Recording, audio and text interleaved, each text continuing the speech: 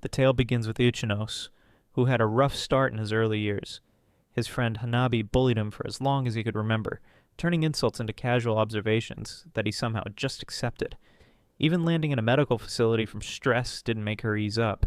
She sat by his bedside, calling him worthless and a failure of a significant other, yet she still refused to break up with him. "You're too nice," she claimed, "and I'm not about to waste a perfectly good doormat." That's when Ichinose snapped. He told her they should end the relationship. Hanabi was floored. Her mind briefly shut down. It wasn't always this bad, or maybe it was, and Ichinose was just slow to catch on. In the past, he had been playing in the sand and minding his own business when Hanabi wandered over and asked if he was making an elephant. He replied that he was, and then she just stared at him. No expression, just staring. It was unsettling. Everyone thought she was super nice, so she kept playing with him, and he began to wonder if he was the weird one. He even apologized, though he wasn't sure why. That pretty much set the tone for the rest of his life. Hanabi would throw insults at him, and he'd just take it. She made him take notes for an NR, forced him to be her significant other, and if he didn't text her back quickly enough, he'd be called inconsiderate, heartless, and probably responsible for global warming too. Then came the high school years, also known as Hannah's tyranny era.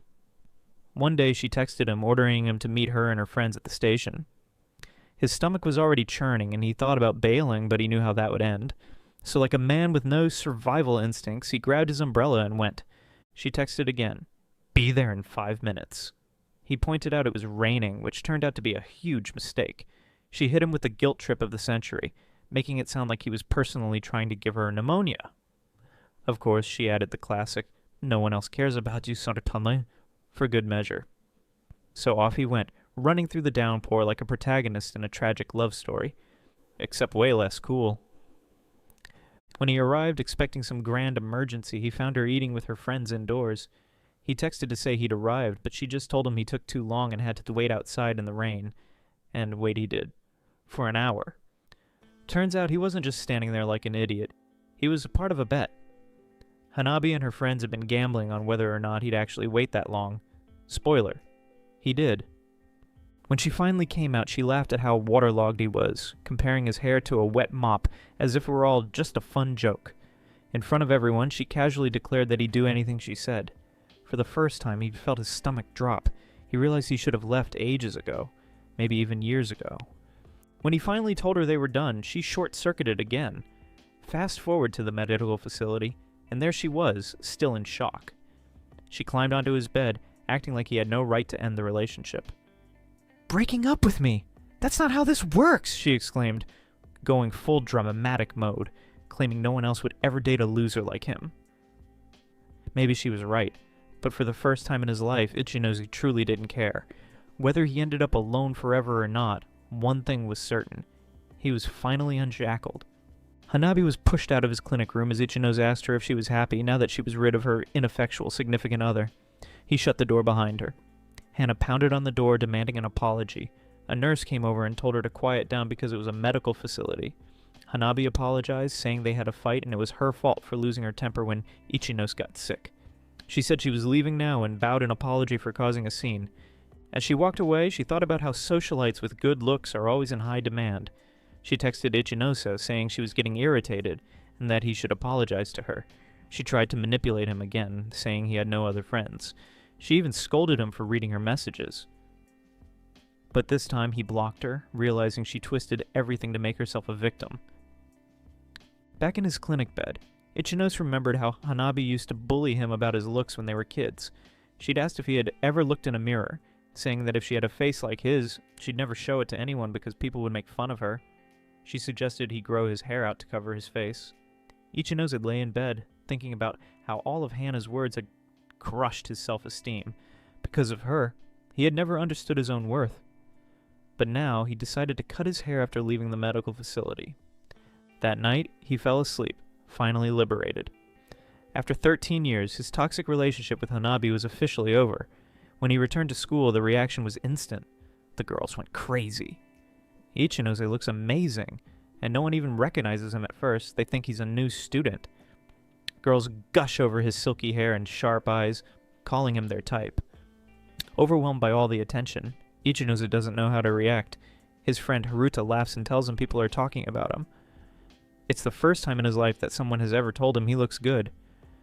Haruta points out that Ichino's used to have bangs that covered his face, and now that it's visible, he looks like a completely different person. They tell him he looks much better without the bangs, and that they never imagined their class had such a handsome guy. Haruta asks why he decided to change his look now. Ichinose jokes that he just felt like switching things up. Haruta compliments him, saying he looks much better this way, and Ichinose thanks him, feeling genuinely happy. Then he notices 3 girls crying while looking at him, which confuses him. Haruta laughs and tells him there's still a lot he needs to learn. Ichinose apologizes for making the class atmosphere weird by shutting himself off for so long. He expresses that he wants to talk more with people and hopes to get along with everyone. The class is happy to hear this, and they're excited that the serious guy with bangs turns out to be attractive after all. Later at lunch, they all sit together. Haruta admits that he never imagined Ichinose could hold a normal conversation, saying that if they had known, they would have hung out with him sooner. Ichinose apologizes again for being so withdrawn, and says he's happy to be talking with them now. Haruta tells him he's kind and good-looking. Ichinose just smiles, saying his personality and appearance are nothing special. But that smile drives the girls crazy. Haruta laughs, calling his looks a natural treasure, and warns him not to smile too much or he'll cause chaos. Ichinose finds it funny and laughs, making the girls swoon even more. Suddenly an angry Hanabi shows up. Ichinose recognizes that she's really mad. He doesn't care whether it's because he ignored her or because they broke up. It's no longer his problem. He tries to walk away, but she blocks him.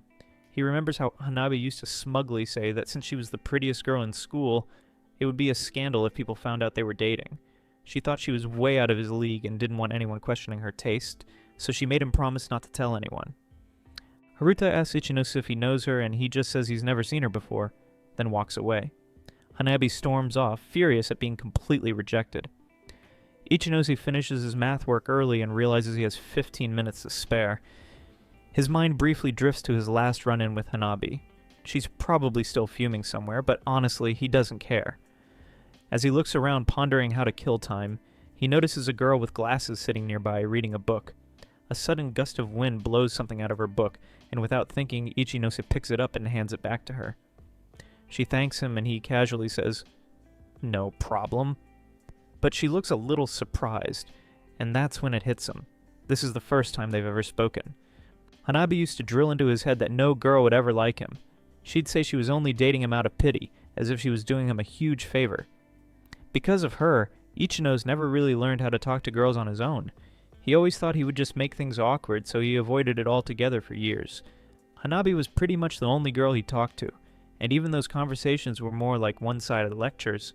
Now, standing there, Ichinose admits to the girl that he's never really tried making friends before, and apologizes if he made her uncomfortable. To his surprise, she blushes and reassures him that everything's fine. She even introduces herself, hoping they can get along. Ichinose already knows who she is, and when he says so, she smiles, happy that they finally talked.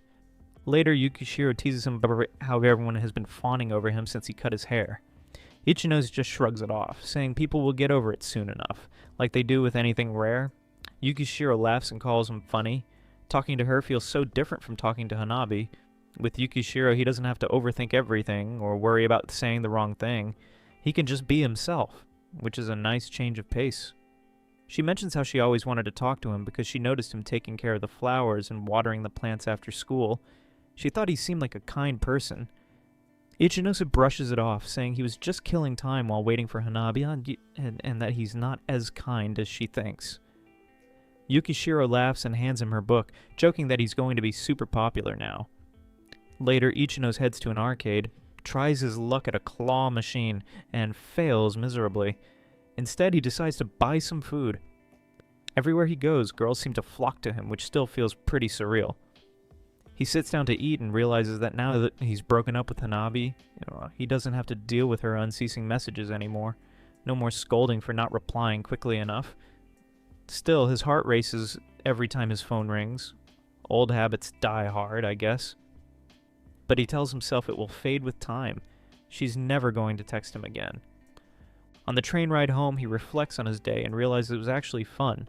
School, the conversations with Yukishiro, hanging out with his classmates. It all felt important. He used to avoid people because of the things Hanabi drilled into his head, but now he feels ready to change. For the first time in years, he decides he wants to make as many friends as possible. As he walks home, he spots Hanabi on her phone. The moment she notices him, she quickly hides it behind her back and greets him as if nothing has changed. She starts complaining about how long he took, frustrated that she had to wait 2 whole hours for him. She reminds him, as if he forgot, that she taught him to take a different route whenever he wanted. Now she demands to know what he was thinking when he decided to break her rule. Ichinose doesn't respond and tries to walk past her, but she blocks his way. She can't believe he's ignoring her. Frustrated, he finally acknowledges her, but only to ask what she wants. She raises her voice, angry about how long she waited for him. It's just another attempt to guilt trip him, something she always did to force an apology from him.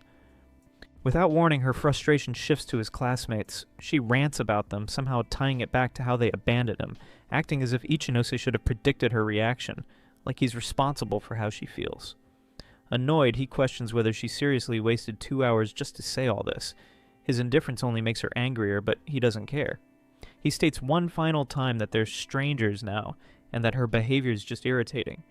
Ichinose confirms that he's really breaking up with her, which makes Hanabi visibly upset. She warns him that his life won't be good without her, but he doesn't waver. He tells her that when they were together, he was in a miserable state.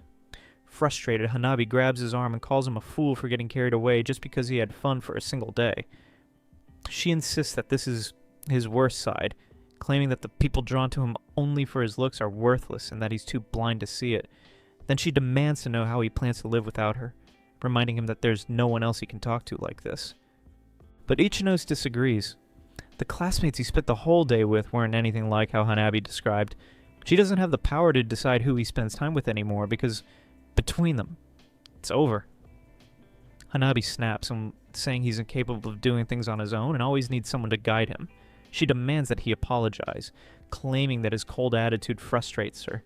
She's used to it, she says, and even claims that it takes a big heart to forgive him, telling him to apologize properly. But the more she talks, the stronger Ichinose's resolve becomes. He refuses, making it clear that he doesn't need her in his life. Hanabi is astonished and gets angry, insisting that she's the one who wants to end the relationship. But Ichinose points out that they're already done, so it doesn't even matter. She shouts that she doesn't approve of this, but Ichinose is tired of the back and forth. He reminds her that she was always the one who talked about breaking up. Now that it's finally happening, he's had enough. He shoves her aside and tells her to leave. Hanabi storms off in one direction while Ichinose walks the other way. He sighs in relief, thinking she's finally accepted that it's over. Days pass since their last conversation at the park, and Ichinose enjoys the peace his life has brought him. Although life has been calm, he still sees Hanabi after school. Even when he ignores her, she always seems to appear in front of him. At first he thinks it's good she's not talking to him, but then he remembers all the time she made him wait in front of her house for random reasons. Fixing her hair, watching a TV show she liked. Anything to keep him standing there. Now he arrives at the station earlier than usual and suddenly realizes that she might have been making him wait on purpose. That's when he notices her with a second-year student, the star of the track team. From the way they interact, it looks like they're dating. The guy playfully asks Hanabi how much she loves him using a sweet voice. She replies that she loves him more, teasing that he sounds like he's comparing her to someone. Hanabi then jokes that she'll cast a spell on him, ensuring that he only thinks about her. He calls her cute and promises to never look at another girl for the rest of his life. Ichinose, watching from a distance, thinks that the guy should look at other people. He decides that tomorrow he'll take an earlier train to avoid running into them. 2 days later, despite his plan, Ichinose ends up seeing them on the train. He wonders why they weren't there yesterday when he tried to avoid them. It's starting to feel too intentional to be a coincidence. He begins to suspect that Hannah wants him to see her with her new significant other, as if she's trying to prove a point. Ichinose shrugs it off, pretending not to care, which only makes Hanabi even more annoyed. The next day, he greets his classmates as usual, but for some reason, he feels drained, probably because of what he saw yesterday. He reminds himself to shake it off and wake up properly. The first period is PE, and Ichinose isn't thrilled about it. The gym teacher announces that they'll be deciding the relay race order for the upcoming sports festival. The boys get hyped, knowing that the fastest runner will be the anchor and the second fastest will take the second spot. Apparently being in one of those positions makes you popular with the girls, so everyone is suddenly very motivated. Seeing everyone so fired up, Ichinose realizes just how competitive they are. He's never really tested his own speed, because every year he just aimed for an average performance. He doesn't even know how fast he actually is. The only time he ever tried running seriously was in kindergarten when he won first place in a race and received a sticker as a prize. However, that moment didn't last long. Hanabi immediately ripped the sticker off him, saying she didn't like how he looked when he ran. Apparently he was too fast, like some kind of racehorse, and that wasn't cool. Ever since then, Ichinos has made a habit of slowing himself down on purpose. Every year, whenever the sports festival came around, Hanabi would remind him to take it easy because she hated not being the center of attention. He was sure that if he ever stole the spotlight from her, she'd despise him for it. But now, Ichinos doesn't care about that anymore. He's tired of hiding in the background. He just wants to be normal like everyone else. So this time, he decides not to hold back. When it's his group's turn, they all line up at the starting position. As soon as the race begins, Ichinos starts running at full speed, and wow, this is way too easy. He doesn't have to check his surroundings or adjust his pace. He just runs. By the time he crosses the finish line, he turns around to see how everyone else is doing, and oh, the other three are way behind him. The entire class is in shock. Even the gym teacher looks like he just saw a ghost. Ichinos is fast, record-breakingly fast. It turns out his speed is enough to shatter the district record, and he's shocked to realize just how quick he actually is. His classmates are beyond hyped, immediately saying that with him on their team, victory in the relay race is practically guaranteed. If Ichinos, the guy who can casually break records, runs as the anchor, their class will be unstoppable. And let's be real, the stakes are high. The winning class gets unshackled dessert coupons from the cafeteria, which for a bunch of hungry students is basically a golden ticket. Everyone is ready to taste sweet victory, literally, but Ichinos is still in disbelief and tries to downplay it, thinking maybe his run was just a fluke. He's not even in a sports club, so it's not like he has trained for this. He apologizes, saying he might not be the best choice for anchor, which immediately sends his classmates into a panic. Some of them actually grab onto his legs, as if he's about to board a spaceship and never return. Seeing how desperate they are, Ichinos figures there's no point in refusing anymore. He agrees to be the anchor, but with a disclaimer, he can't guarantee a win. If they're fine with that, he'll do his best. The class erupts in cheers. They're way too excited about this.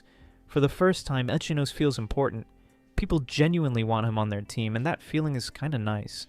They even joke that he's such a good guy that everyone is falling for him, and the girls can't stop gushing about how ridiculously cool he is. Fast runner, check. Decent guy, check. Good looking, double check. It's like he just stepped out of some sports anime, and they're all swooning over him. It's hilarious because just a few days ago he was basically a loner. Now he's surrounded by people, and Ichinos can't help but notice how much better his life has gotten since breaking up with Hanabi. It's almost comical how things turned around. Later, Yukishiro nudges him, pointing out how he's basically the center of attention again. She even asks if he's ever thought about becoming an athlete. Ichinos just shrugs, saying he never really saw a point to his speed outside a gym class. He tells her not to worry. Everyone will get bored of him soon enough. Yukishiro is caught off guard by how chill he is about it. She insists he's practically the school's hero right now and even asks for running tips. Ichinos has no clue how to teach someone to be naturally fast, but before he can respond, Yukishiro suddenly states she wants to skip the sports festival altogether, leaving him shocked. He wishes he could help, but before he can say anything, Huki suddenly appears and asks Ichinose for a minute of his time. Ichinose recognizes Huki as the guy who set the second fastest record earlier, only for Kirigaya to casually crush it as if it were nothing. Curious, Ichinose wonders what Huki wants. Huki gets straight to the point, asking Ichinose if he plans to go all out in the relay race and aim for victory. Ichinose is caught off guard. He wasn't planning to push himself to the limit for this competition. However, Huki is dead serious. He admits he has been training for months to be the anchor, only for Ichinose to swoop in and take the spot effortlessly. At first, Ichinose thinks Huki wants him to step aside, but it turns out that's not the case. Huki accepts his loss, but insists that Ichinose must take this race seriously because Class B's anchor is Kirigaya. Cue the dramatic music. Ichinose immediately connects the dots. Kirigaya, the star athlete from the track club, the guy with the annoyingly perfect face, and the same guy he saw at the train station with Hanabi. Now it all makes sense. Ichinose asks Huki why he is so determined to beat Kirigaya, and with a bitter laugh, Huki admits that Kirigaya stole his girlfriend. Ichinose is astonished, and even Yukishiro, who has been listening quietly, looks shocked. Huki clarifies that he doesn't hate Kirigaya for it. He blames himself for being too weak to hold on to his relationship. What really ticks him off is how Kirigaya just dropped his ex for a first-year girl as if she meant nothing. That, Huki says, is something he can't forgive. Ichinosus finally understands. Huki ran into Kirigaya earlier that day and told him they were finalizing the relay team lineup. Kirigaya smirked and said he would be his team's anchor, adding with his usual cocky grin that just like he beat Huki in love, he would beat him in this race too. Huki is fuming and desperate for revenge. Ichinosus realized that if Kirigaya is as fast as everyone says, he needs to take this seriously. He considers for a moment and thinks that since it's so personal, maybe he should be the anchor. Seeing him agree makes Huki wildly excited, but Ichinosus reminds him that it only works if they actually win. Huki nods but then drops a bombshell. Kirigaya holds the current and district record.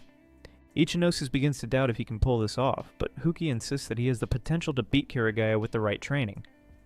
Ichinosus wonders if simply improving his own speed will be enough, considering it's a relay race that depends on the whole team.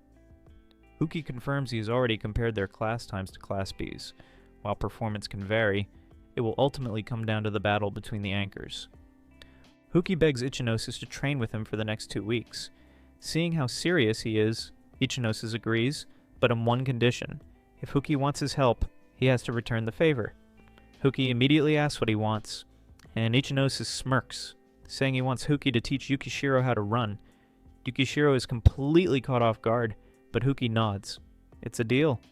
They agree to start training the next day, and just like that, Ichinosus has officially passed the responsibility of teaching Yukishiro onto Huki. The three of them are now on a mission to crush Kirigaya in the relay race. The next morning, Ichinosus meets up with Huki and Yukishiro for their first training session. It's the first time he's really hung out with classmates like this. Normally, Hanabi would be watching his every move, but now he feels liberated. As they warm up, Hanabi watches from a distance. Just as the group is about to begin, Huki, fired up, declares that they will take down Class B and put Kirigaya in his place. They decide to help Yukishiro win because Kirigaya, who is currently Hanabi's partner, stole Huki's girlfriend. Clearly still salty about it, Huki warns them that they need to be careful and tells everyone to warm up properly. During the warm-up, Ichinosus trips and falls.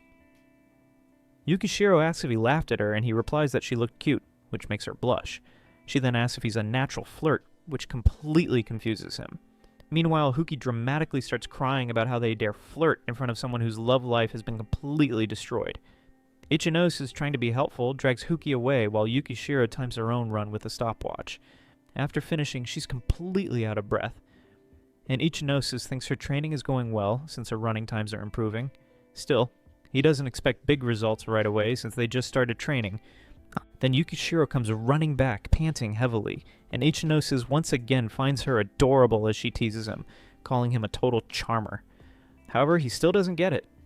Meanwhile, Huki continues to cry dramatically about their flirting. Ichinosus calms him down, and their training continues every morning and night. Eventually, Hanabi appears during their train ride with none other than Kirigaya. Ichinosus thinks it must be a big deal for her to wake up an hour early, especially since she used to put so much effort into her appearance. Now, her hair is a mess. Suddenly, Hanabi steps away from Kirigaya and storms toward Ichinosus, yelling at him for avoiding her. Last time, she told him that a plan made by someone as dumb as him wouldn't work, but now she realizes she was wrong. Hanabi knew she would be face-to-face with Ichinosus every day, and Ichinosus told her she didn't have to wake up so early, at least not early enough to have a bad hair day. Panicking, Hanabi grabbed her hair and spun around to look at her reflection in the mirror Kirigaya was holding. Ichinosu realized she hadn't even noticed her messy hair until now. Quickly regaining her composure, Hanabi mentioned that she heard Ichinosu would be the anchor for the race. Ichinosu was taken aback, exclaiming, "Wait, what?" She then yelled at him to take things more seriously. After a moment, she dramatically pointed at him and proclaimed an ultimatum. Since he ignored her and kept running despite her telling him to stop, she vowed to humiliate him for it. She bragged that Kirigaya was the anchor for Class B, claiming he was going to do his best. With a confident smile, she taunted Ichinose to get ready to eat her dust, and then she said goodbye, telling him he could do whatever he wanted to try to fight back. The two of them left, practically sparking with rivalry. Ichinose sighed in relief and continued training with his team in the mornings, after school, and even on their days off. They trained as much as possible. After a long day of practice, Hasawe finally called it a day, praising everyone for their effort. Exhausted, Kira flopped onto the ground, completely spent. The three of them sat together, realizing that tomorrow was the big day. Hasi reassured them, stating that their times had improved significantly and he was confident they would do great at the festival. Even though the race wasn't a direct showdown, Hasi insisted they were going to crush Kirigaya.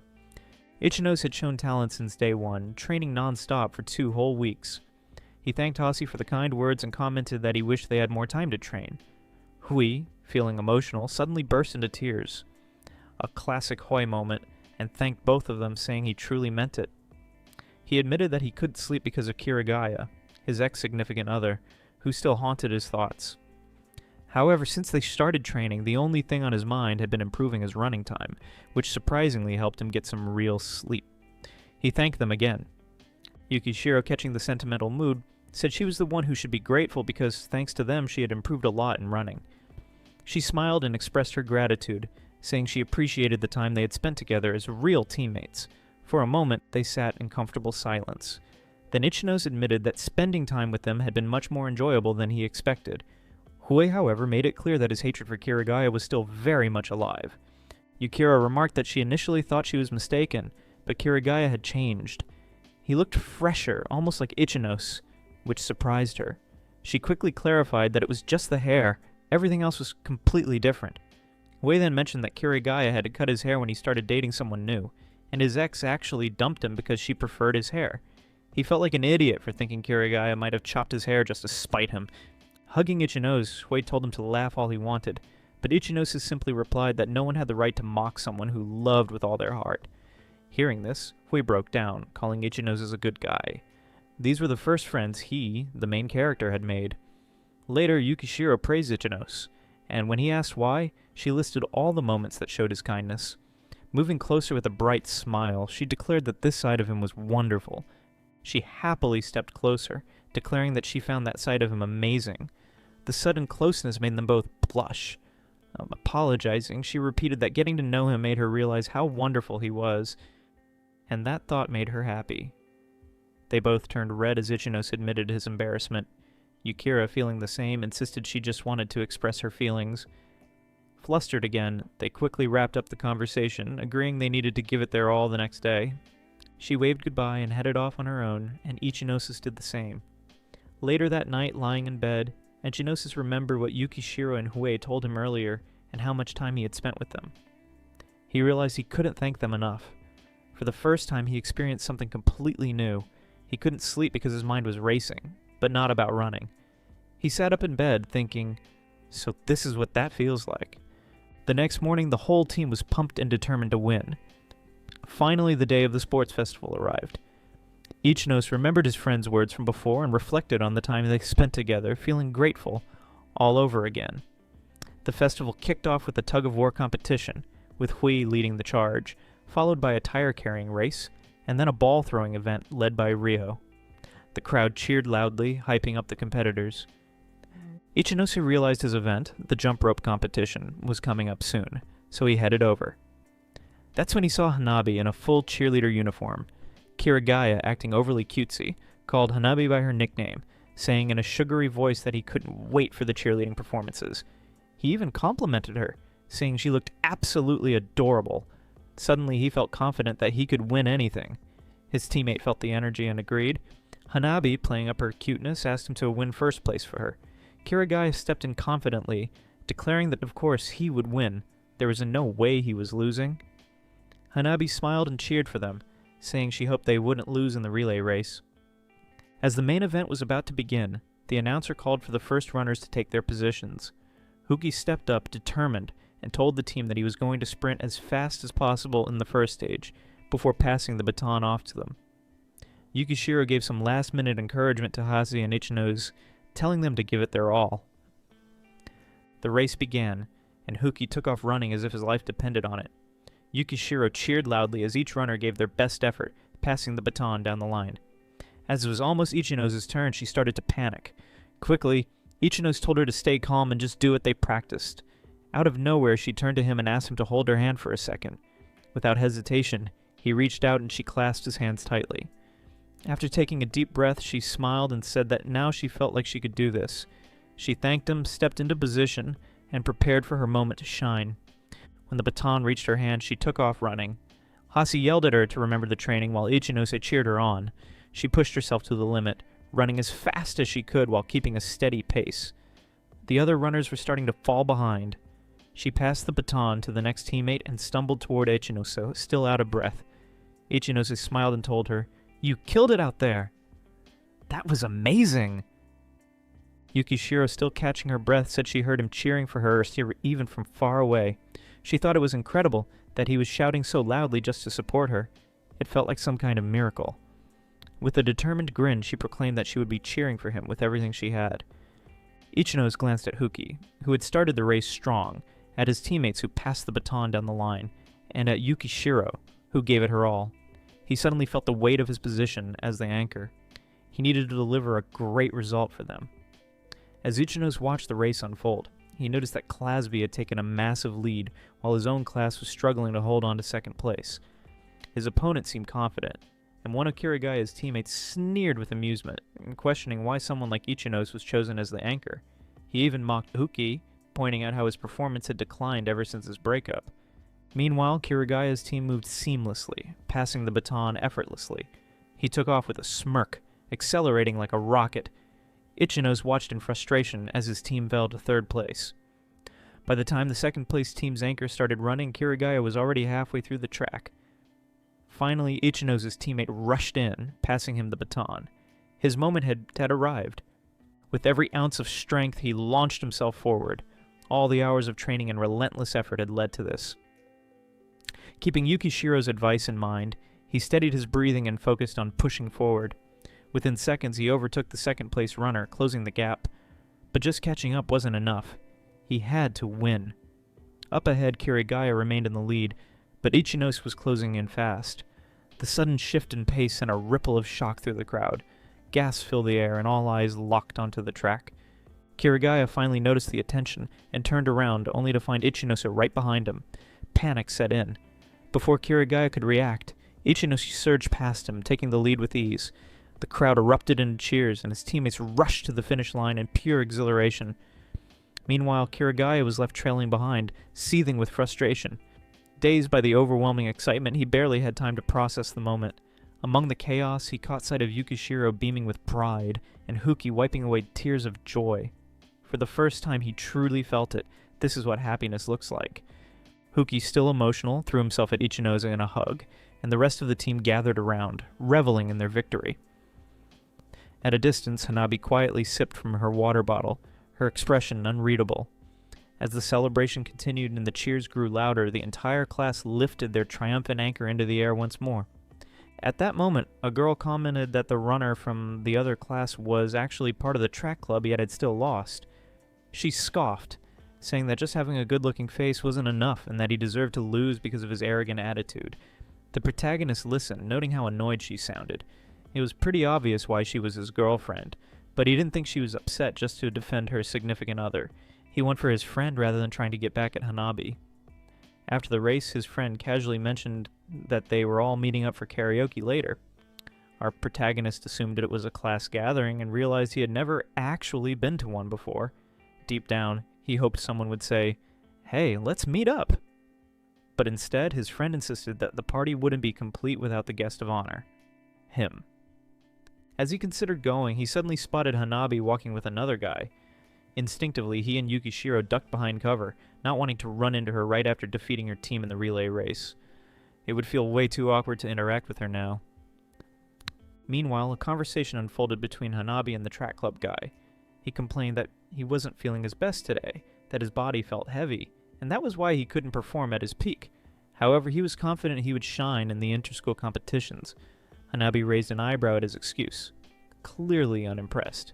She questioned what he meant by next time, and was honestly shocked by his audacity. Without hesitation, she reminded him that whatever they had, if anything, was over. The guy looked genuinely confused, as if this was news to him. He seemed to believe they were actually dating. When she scoffed at him, he brought up how she always wanted to walk to school with him and would hold onto his arm, as if that somehow proved his point. Rolling her eyes, Hanabi shut him down instantly. She told him he was clueless, probably too muscle-brained to think straight, and made it clear he was never her significant other. Then almost casually she mentioned there was only one person she would actually consider dating. Curious, he asked who it was, but she waved him off, telling him it was none of his business. Desperate to salvage whatever he thought they had, he pleaded for another chance, even admitting that he broke up with his last girlfriend for her. He even went as far as changing his hairstyle to match her preferences. Hanabi wasn't having any of it. She actually laughed, pointing out how typical it was for him to assume everything was his choice when he never even asked what she wanted in the first place. She didn't just call him worthless, she also made it clear he was being overly dramatic, turning this into an unnecessary scene. At this point, her patience was gone. She told him to back off, flatly stating that she didn't need him anymore and didn't want him around. With a sharp, sarcastic tone, she thanked him for absolutely nothing. The guy stammered, trying to get her to stop, but she cut him off completely, telling him to disappear. As she turned to leave, she suddenly noticed our protagonist hiding nearby with Yukishiro. Their eyes met, and her expression shifted instantly. Without missing a beat, she walked over and demanded to know what he was doing there. She assumed he must have come just to watch her humiliation, mocking the idea that this was the end of anything. In her mind, everything that just happened was still that worthless guy's fault. She glared at the protagonist, convinced that one day he would regret letting her go. But instead of reacting to her anger, he stayed calm, refusing to get caught up in her drama. Hanabi smirked, warning him that giving up so easily meant he wouldn't have to deal with her anymore, but he'd better be ready for her revenge. With that, she turned and walked away. After she was gone, the protagonist turned to Yukishiro and apologized for making her witness such a weird conversation. She brushed it off, saying it wasn't a big deal, then asked if he was okay. While she admitted it was a little uncomfortable, she appreciated that he checked in on her. Later that evening, our protagonist joined his friends at karaoke. The energy was high, and everyone was buzzing about the events of the day. One of them brought up how amazing the race was, praising everyone's performance, especially that of the protagonist. The whole group cheered for him, calling him the MVP of the day. The conversation quickly shifted to how unbelievable his performance was, how he managed to push past his limits, and just thinking about it made their hearts race all over again. Without a doubt, they agreed he was the highlight of the day, as always. The protagonist remained humble, insisting there was no need to thank him since it was really the entire class's effort that led to their victory. His words caught everyone off guard, and they were genuinely moved by his attitude. A close friend pointed out that most of the class showed up to the karaoke gathering, which wasn't always the case. The protagonist, still getting to know some of them, noticed that the class representatives seemed to be the type who made sure no one felt left out. At one point, he ended up talking with Yukishiro about a beautiful song that was playing. He agreed that the lyrics were really touching. Just then, Hasegawa enthusiastically started singing, dedicating the song to the protagonist as a symbol of their friendship. Hasegawa took a moment to open up, admitting that everyone already knew his ex had left him for someone else. However, instead of letting it break him, he saw Eos as the one who helped him get back at that undeserving thief, and he was grateful for that. The other classmates were caught off guard upon realizing that not only did the protagonist win the race, but he also helped a friend through a difficult situation. As he explains his reasons for agreeing to help, the group is even more impressed by his kindness toward her. It's not just his talent that stands out. His humility and sincerity make him even more admirable.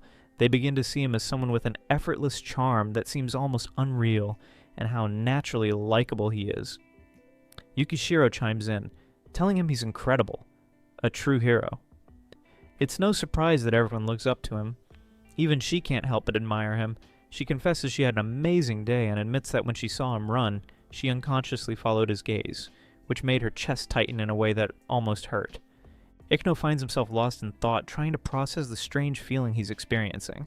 At that moment, he realizes he doesn't completely understand it. The two fall into a comfortable silence, simply enjoying the music and watching their classmates sing and have fun.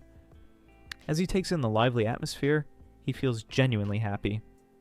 After a while, he decides to step outside for a bit to clear his head. Outside, he overhears a group of girls from his class chatting. Their conversation quickly turns mean-spirited as they begin gossiping about Manaji-san. Their tone drips with annoyance as they complain that she won't stop hanging around Shin. One of them goes further, making cruel comparison and saying she acts like an attention-seeking dog in heat. Erika agrees, scoffing at how Manaji clearly thinks she's more popular than she is, when in reality, most people find her annoying. Ikno listens, his expression hardening as he realizes they're talking about someone from their own class. It then clicks in his mind. He remembers how Yukishiro had started talking to him, but he assumes she's not actually trying to get closer to him. Meanwhile, the group of girls continues bad-mouthing Manaji, calling them all pigs, yet they seem fine with Yukishiro being adored. One of them even says that only 2D fictional men are acceptable, and that real guys need to try harder. Although Echino isn't particularly close to Yukishiro, it still bothers him that they're talking behind her back. Back in the karaoke room, he finds Minaguchi-san singing while the rest of the group wraps up their night. Someone comments that it was fun to have the whole class together for the first time and suggests doing it again. The guys then decide that the next gathering should be just for them, and Echino agrees. As he steps outside, he feels a strange sensation, almost as if he saw a shadow moving. He brushes it off, thinking that it's just his imagination or maybe a stray cat. The girl with glasses asks if she can walk with him part of the way home. Without hesitation, he agrees, saying he wants to make sure she gets home safely since it's already late, and he doesn't want to leave a girl walking alone at night. She playfully questions why he always says such sweet things so effortlessly, joking that her heart can't handle it. Her face turns slightly red as their classmates wave goodbye off to the side. Meanwhile, Hanabi watches the scene unfold, thinking to herself that Senpai belongs to her. She doesn't want anyone else to discover his charm. If he keeps acting this way, he's bound to become the target of every girl around. Hanabi smirks to herself, deciding that she needs to take something back from all these guys. Her sinister laugh suggests that she's already planning something to put an end to his fun. The next day at school, everything seems normal at first. Students greet each other and chat as usual. But suddenly, an unsettling silence takes over the room. Their teacher steps forward with a serious expression, announcing that the class has received a letter accusing them of bullying. She looks disappointed as she explains that a student has been struggling so much that they no longer want to come to school. Ikno realizes that the only person he really talks to is Yukishiro, who sits next to him along with the more popular guys in class. He barely interacts with most of his classmates, and he doesn't know much about the girl in question. Then he notices an empty seat. It must belong to Erika, who had been complaining in the hallway. He recalls how harsh her words were that night. Given what she's been through, maybe her reaction makes more sense. At the time, it was hard to see things from her perspective. The teacher asks the guilty party to come forward, but no one speaks up. Ikno assumes no one wants to admit it. The whole situation feels like a mystery scene, and their teacher seems fresh out of training, perhaps even a little unsure of how to handle this. Silence lingers in the classroom. No one wants to be the first to move. The teacher continues explaining that in some schools, bad teachers just label someone as a bully and call it a day. But that's not how things are done here. However, she warns them that if the bullying situation isn't resolved, their much-anticipated school trip might get cancelled. A wave of unease spreads through the room. No one can believe something as big as the trip could be at risk. But in the end, no one confesses. 5 days pass, and then another letter arrives at the school. This time, the teacher reads it aloud, revealing a name. She pauses, expecting the student to step forward. When no one does, she states that if they won't confess, she'll reveal the name herself.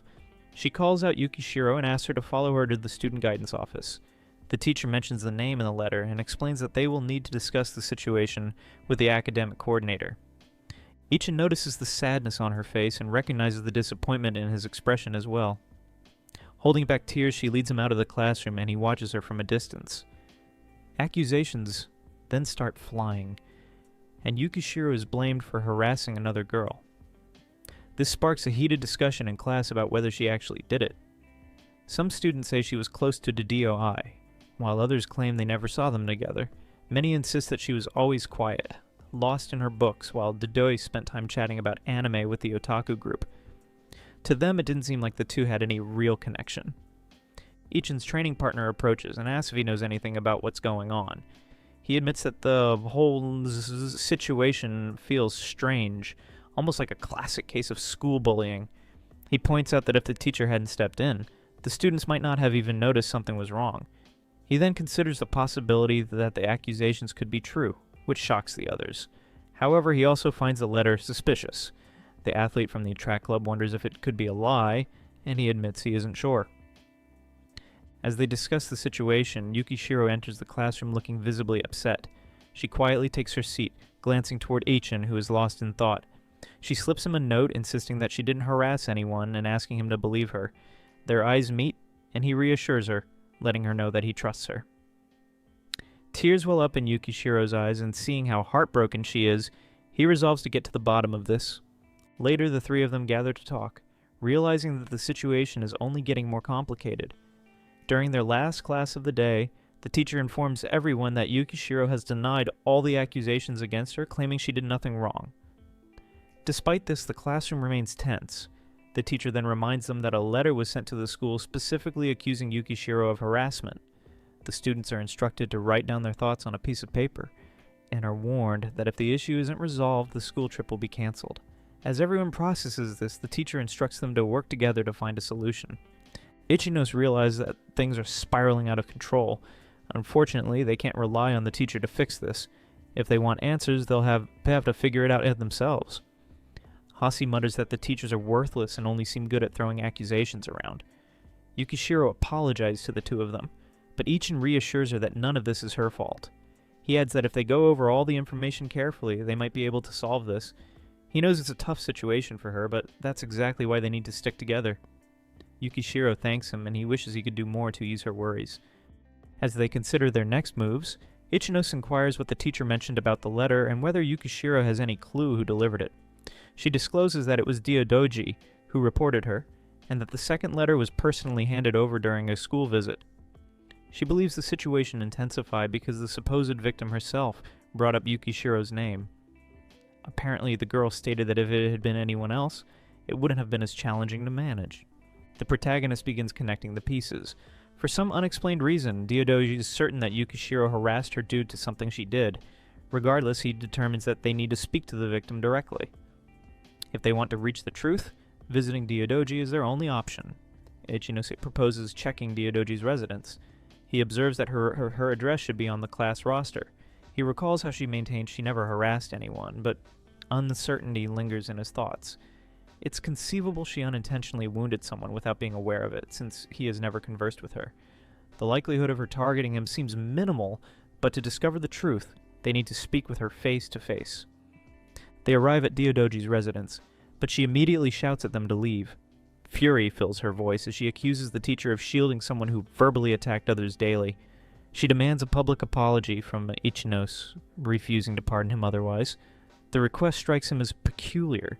She isn't even present to receive an apology. So who is it truly for?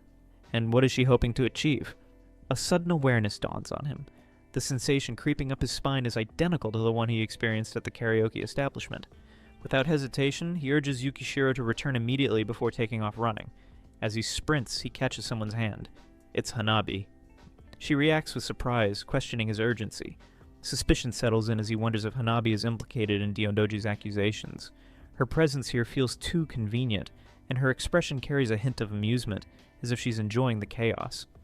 She observes him closely, seemingly amused by his desperation. The memory of their past conversation resurfaces in his mind, the one where he had declared he never wanted to see her again. Yet now it feels like she's been waiting for him to chase after her. He remains indifferent to her provocations, staying focused on the situation at hand. His mind pieces together the events. Diodoji's sudden accusations, the suspicious timing, and Hanabi's calculated involvement. The confrontation escalates as he presses her for answers, cornering her against the metal fence. Her flushed face catches his attention, but he dismisses it as unimportant. What matters is the truth behind her actions. His thoughts return to her childhood tendencies. He has always known her ability to deceive those around her, manipulating situations with ease. His suspicions solidify as he considers the possibility that Hanabi had planned everything from the start. She seems pleased with the chaos she has stirred, her demeanor unaffected by the weight of the situation. Her involvement in Diodoji's actions becomes clear. Though she never explicitly ordered anything, she planted the idea, offering the perfect opportunity for manipulation. Diodoji's vulnerability had been an easy target, and Hanabi had simply guided her down a path that led to turmoil. Her interest in his class wasn't random. It was intentional, a calculated effort to shake things up. He realized that the strange unease he had felt at the karaoke establishment had likely been her doing as well. The situation begins to make sense, yet the weight of it lingers. He acknowledged the reality. She thrives in manipulation, and once again, she's managed to pull the strings from the shadows. He considers exposing Hanabi's involvement to the school, but she only laughs. He realizes she would never willingly testify before the teacher, though persuading Diodoji might still be an option. However, in his mind, the main culprit remains Diodoji, and confronting Hanabi changes nothing. Hanabi suggests they take advantage of the situation and leave together, claiming they have plenty to discuss. He clarifies that she is mistaken. He chased after her only to talk and resolve the problems within the class. Her demeanor shifts as she insists that can't be all.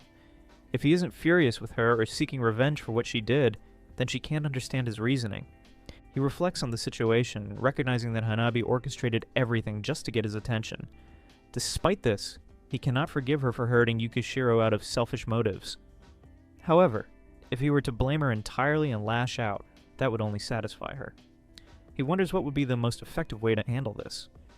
Deciding on a different approach, he tells her it's time to make new friends, just like he has. Hanabi immediately reacts with defiance, yelling that such a thing will never happen. Ignoring her outburst, he walks away, realizing that unlike Yukishiro's genuine tears, Hanabi's tears do nothing to move him. After all, they're just an act. After talking to Hanabi, Ichinos returns to Yukishiro, quietly burdened by everything on his mind. He reflects on how he had a falling out with someone and cut ties, only to realize later that he was the cause of it all. That realization weighs heavily on him, knowing he's brought pain to those around him. Standing in front of Yukishiro, he bows deeply, apologizing with sincerity. She looks surprised, but listens, while he quietly says he's really sorry, his guilt clear in his voice and eyes. This moment marks the beginning of his change, the first step in facing the harm he's caused. As Ichinos bows in apology, Yukishiro suddenly grabs his hands and tells him to raise his head. Her voice is firm but kind. She looks straight at him and says he's not in the wrong at all. Her eyes filled with quiet strength soften as she gazes at him, gently reassuring him without hesitation. Ichinos stood in front of Yukishiro, who gently asked if he was being chased by the same person he had a fight with, and he replied it looked like she was still keeping tabs on them. Yukishiro had also heard that the girl was the one who made Diodoji tell lies. As she asked what he was planning to do, Ichinos answered firmly that he would handle Diodoji himself, and just needed one day. Yukishiro looked at him seriously and offered to help too. While Yukishiro watched him with concern, Ichinos told her to leave everything to him, his eyes calm but firm. He had been thinking about how to solve the problem ever since talking with Hanabi, but admitted he might have to use underhanded methods. Looking at Yukishiro, he quietly apologized, saying he couldn't let her get involved. Even if she felt uneasy, he promised he would definitely do something about it. Yukishiro looked at him gently and asked if the girl he had a fight with was okay, but quickly added that she was fine herself. Ichinos didn't answer right away. Deep down, he hadn't told anyone yet about the psychological abuse he suffered from Hanabi. If he said it now, it would only fix the label on him as her victim, making it permanent, even if that was the truth. His hand tightened slightly, the weight of everything still lingering. Ichinos looked at Yukishiro, thinking it would be wrong to tell her about his own problems, especially when she's in a worse situation. He believed the kind Yukishiro would still try to comfort him, saying it wasn't his fault, but he didn't want that. He just wanted to avoid it if possible. While Yukishiro stood quietly with a gentle face, holding her hand to her chest, listening without judgment, Ichinos knew Yukishiro had the right to understand why Hanabi would act like that, especially since this trouble started because of her. He promised himself to talk to Yukishiro about everything between him and Hanabi, but only after it was all resolved. As Yukishiro looked at him with gentle curiosity, he quietly strengthened his resolve. The next day after school, he finally prepared to face her. Ichinos stood in the hallway and noticed a girl approaching, calling out, "Agawa-san!" Startled, Agawa Marii flinched and paused mid-step, gripping her school bag tightly. He stepped closer, calm but serious. She stared at him quietly, tense, her eyes fixed on his. Ichinos looked at her and said he'd like to ask about Diodoji, then gently asked if she minded. Agawa Marii said nothing yet, but her expression showed surprise and a hint of suspicion. It was a quiet start, but something was already stirring. Ichinos stopped Agawa in the hallway, his voice calm but firm. She froze, surprised he was talking to her. He asked about Diodoji, saying he saw her with her at karaoke. He wanted to get in touch and hoped Agawa could share Diodoji's social media account. She stared at him tense, saying it was against the rules, but Ichinos didn't back down. He knew that. yet he needed to contact her no matter what. Agawa's eyes narrowed. She didn't answer, but something in her face said this wasn't the end of it. Something was about to start. Ichinose faced her directly, his voice steady as he pointed out that she had been with Ryodoji, so she should know the truth, that the bullying against Yukishiro was a lie. Agawa's expression wavered, caught off guard. He promised he wouldn't reveal where he got the information, and asked if she'd be willing to testify. When she hesitated, he stepped closer and lowered his head respectfully, asking for her help. Yukishiro was deeply hurt, so please lend me a hand. Agawa didn't respond right away, but her wide eyes and stiff posture showed the pressure sinking in. The choice was now hers. She looked away and said it was impossible, asking why she should care if Yukishiro was in trouble. Cold and distant, she added. She had no interest in things not involving her. Ichinose stayed quiet. She said it was Erika's problem, not hers. When asked if she was friends with Ryodoji, she corrected him. Just seatmates. Maybe there's room to interpret, but she wouldn't cover for her. Her face stayed unreadable, like she'd already moved on.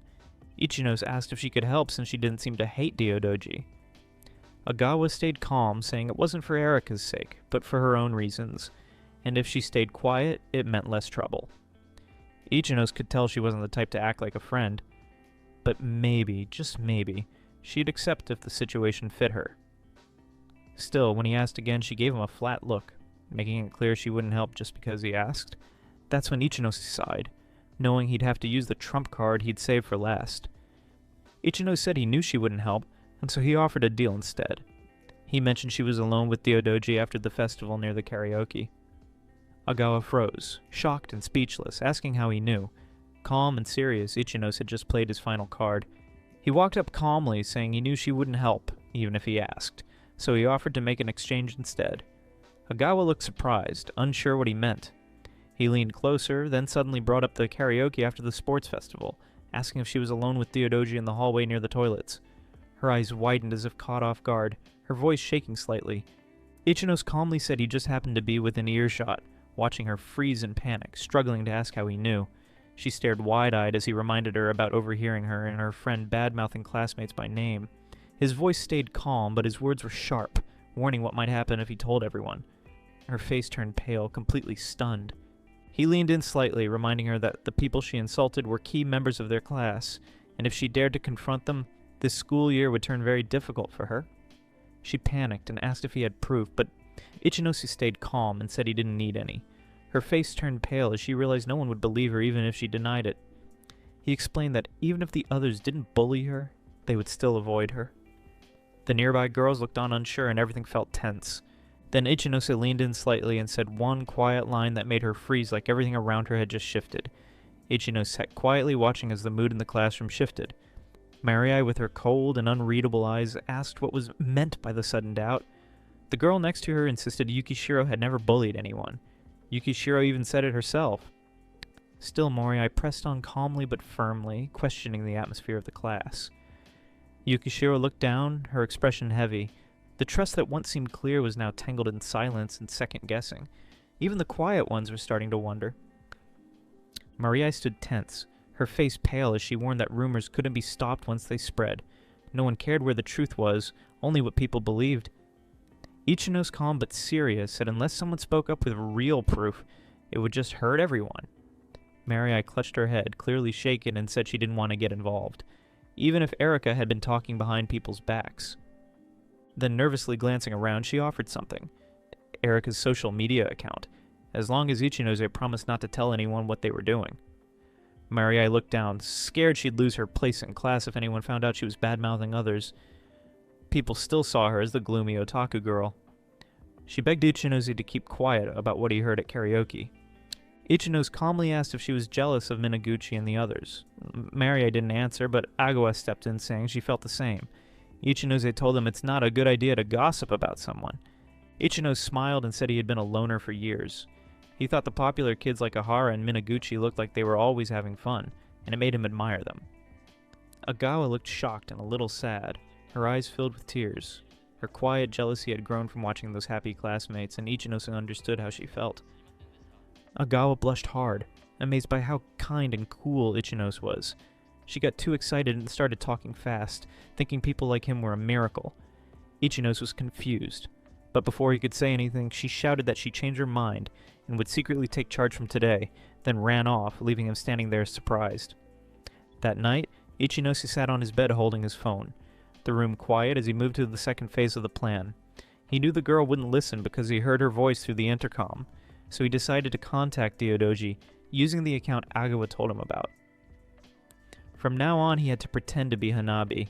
No matter how risky it felt, everything depended on this next step. Ichinose coldly planned to make Hanabi listen to him, knowing the real manipulator behind the bullying lies wouldn't make a fuss about it. He realized he just needed to create evidence by impersonating Hanabi well enough that others wouldn't doubt him. Understanding this was the most important part of his plan, his determined expression showed he was ready to take this risky step to expose the truth. Ichinose sat quietly, unsure if Hanabi kept in touch with someone on social media.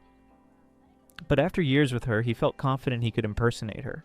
He knew Hanabi only used Lean, and never gave her account to anyone but him, realizing she had a second account where she revealed her twisted true feelings. His dark expression showed he was the only one who truly knew her twisted nature, and he was ready to use that knowledge against her. Ichinose realized he could use another app besides Line to impersonate Hanabi. Wanting to take advantage of getting in touch with someone, he quickly downloaded Skype and created a new account under Hanabi's name, then followed the account that Agawa-san had told him about. His determined expression showed he was ready to dive deeper into this dangerous deception to uncover the truth. Ichinose sat anxiously with his phone, realizing it hadn't even been 5 minutes since he started his plan. His tense expression showed he was desperately waiting for any response, gripping his device tightly as the silence stretched on, wondering if his risky attempt to impersonate Hanabi would actually work. Ichinose's eyes widened in shock and excitement as he saw Arakachi's message saying good evening, mentioning that Hanabi also uses Skype and should follow, thanking him for today, and saying Yukishiro and others came to her house. His expression showed pure triumph as he realized she took the bait, knowing his plan to impersonate Hanabi had worked perfectly, and he was finally getting the evidence he needed. Ichinose read Arakachi's message saying good evening, Hanabi, mentioning she didn't know she used Skype, and thanking for the following, asking what happened today when Yukishiro and others came to her house. His satisfied expression showed he knew she took the bait, thinking that was easy, and now he just needed to continue pretending to be Hanabi. He was finally getting closer to uncovering the truth behind the bullying conspiracy. Ichinose sat alone staring at his phone with a troubled expression as he discovered something that would change everything. He had found the same username that Hanabi uses on her Line profile, realizing he could use this information to impersonate her without any major issues since she never uses emojis in her messages. Ichinose stared at his phone in shock as someone eagerly demanded to know what was happening. While the mysterious person thanked Flower and Hanewo for the follow-back and revealed they wanted to talk about Yukishiro-senpai and others, mentioning that when Yukishiro-senpai came over, there was someone with her and questioning if she brought a boy with her. The person revealed they ran into each other after being kicked out, saying the person with Yukishiro was Ichinose, a childhood friend who bombarded them with questions, while someone asked if they were near her house. And Ichinose learned that Yukishiro said she didn't bully anyone, and the situation doesn't make sense. The person suggested that maybe Ichinose unintentionally offended her, and that he should apologize, revealing that she decided to apologize in front of everyone tomorrow, which made the girl lying in bed burst into uncontrollable laughter as she couldn't believe it, while Ichinose sat shocked and overwhelmed by this unexpected turn of events. The person mocked the situation, saying that apologizing for something she didn't do shows Yukishiro has a problem, and questioning how they could be bullied by a boring girl who reads books alone all day, declaring that if anyone's the bully, it's Ichinose. Then gleefully stating that even if she apologizes, what she did is unforgivable, and they can't wait to see what happens next, while reminding him what he needs to do next as Ichinose stood there looking tense and conflicted. The scene opens with Hanabi alone, her expression twisted with dark amusement as she plots to send photos of self-inflicted cuts to the school. She smirks, thrilled by her own plan, threatening the committee to cancel the trip just to spite the group she despises. Laughing to herself, she relishes the chaos, calling herself a genius as she traces the marks on her wrist, her specialty. Hanabi lounged with a smirk, casually asking if Ichinose had planned to attend school tomorrow. Wasn't he supposed to keep skipping? Her tone dripped with mocking amusement as she criticized how people selfishly involve others, yet seemed delighted by the chaos. When she suggested watching Yukishiro apologize would be entertaining, His eyes flickered with reluctant interest. A slow grin spread across her face. He agreed. Hanabi leaned in with a conspiratorial grin, instructing Ichinose to dramatically declare, "I won't forgive you," when he arrived. The bigger the scene, the faster things would progress. Her eyes sparkled with mischief as she finalized their plan, confirming his attendance tomorrow while casually mentioning Yukishiro would be apologizing to the teacher too. With a self-satisfied flick of her hair, she dismissed any concerns. "Leave it to me." The morning light filtered through the school windows as Ichinose arrived, his footsteps hesitant but determined. Before he could settle in, a voice cut through the quiet. "Do you have a second?" The question hung in the air, loaded with unspoken tension. Ichinose stood with a knowing smirk as someone questioned whether he had convinced Daidoji to come to school, or more accurately tricked her. His expression carried a mix of satisfaction and quiet calculation, as he confirmed her attendance, suggesting everything would soon be resolved. Ichinose's expression hardened with quiet resolve as he revealed his plan. Daidoji-san would soon be forced to tell the truth, ending this situation once and for all. His eyes burned with conviction, unshaken even by his controversial methods. But then his voice darkened, hesitating before dropping the final bombshell. Daidoji had said terrible things about Yukishiro. Yukishiro's hands trembled slightly as she acknowledged the plan might hurt someone, but her voice steadied. She could bear the rumors and teachers' accusations, no matter how painful. Her glasses caught the light as she turned to Ichinose, eyes softening with quiet gratitude. He and Huki had stayed by her side when the whole class turned against her.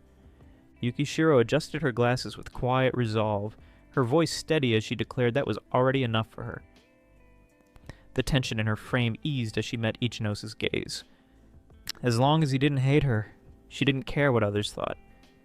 Yukishiro adjusted her glasses, her voice soft yet steady as she suggested they head back. Ichinose's breath hitched for just a second before he nodded, his usual composure slipping into something more vulnerable. Daidoji came into the classroom with a smile.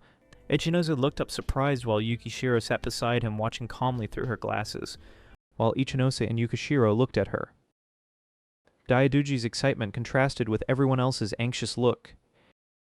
Ichinose and Yukishiro stood in the classroom looking at Daidoji uncertainly. A girl watched nervously as the teacher told everyone to take their seats. Ichinose sat quietly while Hanabi smiled brightly nearby. Someone's hand reached for papers on the desk as the classroom settled in. The teacher spoke with determination, saying she would like to give Yukishiro time to apologize to Daidoji, asking if she admits to bullying her. Ichinose watched quietly as Yukishiro confronted the situation with her usual caring nature, while tension filled the air around them. Yukishiro looked directly at the teacher with a timid look. The teacher asked her if she wasn't going to apologize, but Ichinose cut her off, saying to wait. Ichinose stood frozen and uncertain as other students watched. The tension was thick as he struggled with his difficult choice. Ichinose calls to Daidoji and tells her that he's giving her one last chance to admit that she's lying about being bullied. Daidoji gets angry and yells that Yukishiro was just about to apologize. Ichinose in his mind thinks that it would have been better if she had just admitted to lying. And no one knows what to believe. He says that she leaves him no choice and tells her that he will show everyone proof that Daidoji is lying. He started handing out papers to the students. The students, with a confused look in their faces, took the paper from Ichinose. The room is filled with tension as everyone starts looking through the paper, as everyone waits to see what evidence will be revealed in this dramatic confrontation. Daidoji's face goes pale as she reads a printout of her own text, mocking Yukishiro for apologizing about something she didn't do, calling her a shadowy girl who reads books all day and suggesting she would be the perfect bullying target, with each message filled with malicious laughter that makes her realize how terrible the situation has become. The whole classroom goes into an uproar as they discuss about the text. Someone asks if this is seriously real, while another classmate asks if the text is from Daidoji's Skype account. They come to the conclusion that the bullying really was a lie. Daidoji gets anxious and starts yelling, "No, you're wrong," like it's going to fix anything at this point. Throughout this chaos, Ichinose stood there waiting for everything to be revealed. The classroom teacher demands to know what these texts mean and tells Daidoji to explain herself immediately. The tension in the classroom increases as Daidoji tries to rat her way out of this by saying that it's a lie, and that there are other people on Skype with the same name as her. Ichinose jumps in and says that he can prove that it genuinely is her. He says that she made it pretty easy to check by putting her full name and picture on her profile. The classroom goes silent, and Daioduji tries to say that those evidences prove nothing, while Ichinosa just stands there like a shad and asks if she's sure about that. Ichinosa then says that she has no proof of being bullied by Yukishiro, but if Ichinosa has more time to investigate her account, he will be able to fully prove it's her account. Daiduji just stands there, looking increasingly uncomfortable and guilty, unable to give him straight responses. Ichinosa addresses his sensei, saying with this evidence, he thinks it's clear that Yukishiro is innocent. He looks serious and determined as he presents his case. The teacher looks at the classroom and sees all the students watching nervously. The teacher tells him that she wasn't really blaming Yukishiro for anything, she was just trying to clear the suspicions.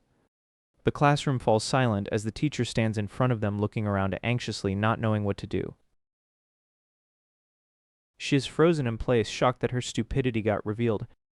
The teacher, feeling bad about her actions, bows in front of everyone in the classroom while trembling, which shocks the students in front of her. She then starts to say sorry to Yukishiro, but changes it to everyone in the classroom. She admits that she was in the wrong, and asks the students to forgive her for her dumb action of believing anything she hears. Everyone in the classroom is tense and a bit confused. Ichinosa looks at Yukishiro, and Yukishiro shakes her head. Ichinosa then turns to the teacher and tells her he needs to confirm something, making the teacher more tense. He asks her if the school trip is happening. When the teacher says of course, the whole class beams with happiness, celebrating. The teacher goes on to say that this time around she will do what's right and let the school administration know they're going on the trip. Ichinosa smiles at Yukishiro with a proud look on his face, her face glowing with excitement as she celebrates with her classmates who cheer around her. A teacher calls Daiodoji to come with them, and Daiodoji nervously says she'll be going now. Classmates apologize to Yukishiro, saying they're sorry for not trying to defend her and didn't do anything to help, admitting they didn't expect Daiodoji to be like this. A classmate tells Yukishiro they weren't thinking straight when they said the trip would be cancelled, admitting she's the victim, and they're partly to blame too. Yukishiro quietly says it's okay, and the trip would have been cancelled because of that. The classmates apologize, saying they should have listened to her side, and it must have been hard for her. Yukishiro starts to get embarrassed and makes eye contact with Ichinosa. Ichinosa, as a friend, thinks the best thing to do is change the subject since he understands how everyone feels, and Ichinosa quietly agrees. Ichinosa warns that if we keep talking like this, it will just make Yukishiro feel worse. As Ichinosa walks away, Yukishiro calls out to thank him, her voice filled with gratitude. While their classmates watch this tender moment, Yukishiro looks up with tears in her eyes, smiling through her emotions, as she tells him he's her hero. The teacher shows the evidence and says it's clear that Yukishiro is innocent, while someone asks if the bullying was all a lie, as the truth finally comes out. Everyone learns that Daiodoji's parents were also in trouble for this false report, making the situation even more serious. After everything was sorted out with the teacher, someone calls Ichinosa's name. Ichinosa says he can't go today and maybe next time, while his friends happily celebrate that everything is solved and want to go out today. As his excited friends rush off, promising to hold him to his word, Ichinosa thinks about how Daiodoji never said who she talked to on Skype, and he was surprised when he found out. He realizes she didn't seem like someone who would protect a partner, but either way, it doesn't make her less guilty of what happened. Ichinosa thinks about how Hanabi always avoided difficult situations without breaking a sweat since they were kids, wondering if Daiodoji has a soft spot for her. He realized she would have taken some precautions, and expected that everything would be discovered at some point. The tension rises, as he explains that's why she came to him wanting information about that situation. But of course, he didn't tell her anything. Meanwhile, his teacher desperately wanted to know who the accomplice was, creating a web of secrets and suspicion. Ichinosa stood tense, his distrust clear as he refused to share his plans with Sensei. The air was heavy with unspoken tension, his words sharp. Hanabi was the mastermind behind everything, but revealing the truth would only complicate things. His expression hardened, resigned. Change had to come from her, but he saw no hope in her. The weight of his past with her, the manipulation, the control, lingered in his silence, leaving no room for optimism. The page ended with a quiet but firm resolve. Nothing would change. Ichinosa didn't trust Sensei enough to tell him the truth. Hanabi was the one pulling the strings behind everything, but he knew saying anything would just make things messy. His face was serious, almost tired. She had to change on her own, but deep down he didn't believe she ever would. After everything she'd done, he was sure nothing was going to get better. As Ichinose-kun drew near, a fierce determination blazed in Yukishiro-san's eyes as she declared, "The real victim here is Yukishiro-san." Her gaze, sharp and unwavering, then pierced through the tension as she boldly asked to talk. A soft, knowing smile graced Yukishiro-san's face as she looked toward Ichinose-kun. The evening sky, with its dramatic clouds unfolding behind them, hinting at the beginning of an extraordinary connection. Yukishiro-san sat on a swing, a gentle smile on her face as she thought, "This feels nostalgic." Ichinose watched her from nearby, reaching for a swing chain. Ichinose decided he would tell Yukishiro everything about Hanabi and him. Even though he wanted to bury his past, he knew she needed to know. Yukishiro then looked at him, asking if he remembered a few days ago when he mentioned someone tormenting everyone around him. Yukishiro, with a knowing glance, agreed it's about that person. She wants to talk to him, asking if that's okay. Ichinose, with surprise and concern, responded, "Of course," but he thought she didn't want to talk about it. He then walked closer to her, his expression serious, explaining thanks for caring, but this is something she needs to know. Yukishiro called his name Ichinose, her expression showing deep concern as she listened. It was a pathetic story, but Ichinose told her about the abusive relationship and how it was unbearable, leading him to cut ties with Hanabi. He also shared details about Hanabi's distorted emotions that were directed towards him. A shocking confession hung in the air. Ichinose, with a determined gaze, apologized to Yukishiro-san, taking responsibility for the recent incident with Diodoji, and declared he would make it up to her for all the harm he caused. But Yukishiro, her expression filled with urgent concern, abruptly stopped him, insisting he didn't do anything wrong. Yukishiro, startled and slightly off balance, blushing fiercely, stares at Ichinose and stutters nervously. Ichinose looks at Yukishiro, his expression concerned as he tells her it must have been hard, apologizing for not realizing it sooner, explaining it was right in front of his eyes. Yukishiro responds, her gaze thoughtful, that she wishes she had supported him earlier, saying he wouldn't have had to go through it alone if she had realized earlier. Then quietly apologizes. Their expressions convey a deep understanding and regret between them. With tears streaming down her face, Yukishiro tries to explain why she is crying like this, revealing it is because she feels so frustrated for not realizing how much Ichinose was suffering. As Ichinose stands in shock, his eyes wide, Yukishiro, with a soft, radiant smile, reveals her heart, proclaiming she always loved him. Her expression is one of pure affection and hope, while Ichinose's face is a mix of disbelief and shock. With a gentle, glowing smile, Yukishiro softly takes Ichinose's hand and gazes into his eyes as she confidently declares her love for him once more. Her face beaming with joy, Yukishiro confesses her feelings to a shocked Ichinose. Blushing, he questions how she could feel this way when they've barely spoken. She then asks if he recalls their first conversation, clarifying it happened 3 days after his split from Hanabi. Yukishiro smiles tenderly as Ichinose remembers his fresh haircut in their morning encounter. He realizes she's talking about when he retrieved her fallen marker, which sparked their initial exchange. He then confesses he'd always wanted to speak with her. Yukishiro beams warmly at Ichinose with a look of surprise. She responds that he would always tend to the plants and flowers after class, which gave her the impression he was an incredible person. Yukishiro then reveals that she always wanted to speak with him because she had feelings for him. Ichinose's expression transforms from surprise to a deep blush as he hears her explanation. Ichinose expresses shock that anyone could love his former self, describing himself as a gloomy guy hiding beneath long hair. With a composed look, Yukishiro asks if he doubts her, and he apologizes, clarifying it's simply difficult to accept. Ichinose felt his long hair made him seem without identity, questioning if that was reason enough to dislike someone. Yukishiro acknowledged his hair made him difficult to read, like a phantom, but she always viewed him as a compassionate and wonderful person. Yukishiro confesses that before she realized it, she couldn't look away from him. She explains that once they began talking, her heartbeat quickened, and she witnessed his kindness, his care for his friends, and other traits up close, causing her to fall even deeper in love with him. Yukishiro gazes at Ichinose with a hopeful look, and asks if it troubles him, mentioning she wants to ask him something she's always wanted to. Turning his face away and blushing slightly, he thinks that could never be, and then wonders what she's going to ask. Yukishiro, with a hopeful expression and flushed cheeks, declares that she wants to be his girlfriend. Visibly stunned and blushing intensely, he reacts with a small gasp as the moment hangs in the air. Ichinose with a conflicted look, thinks no way to himself, acknowledging that he genuinely finds Yukishiro very attractive, but he sees an issue. He then considers that getting involved might only fuel the fire, as he believes she doesn't seem like she'll stop seeking revenge against Hanabi anytime soon. His expression grows serious as he ultimately decides he's thinking of mostly ignoring her until she loses interest.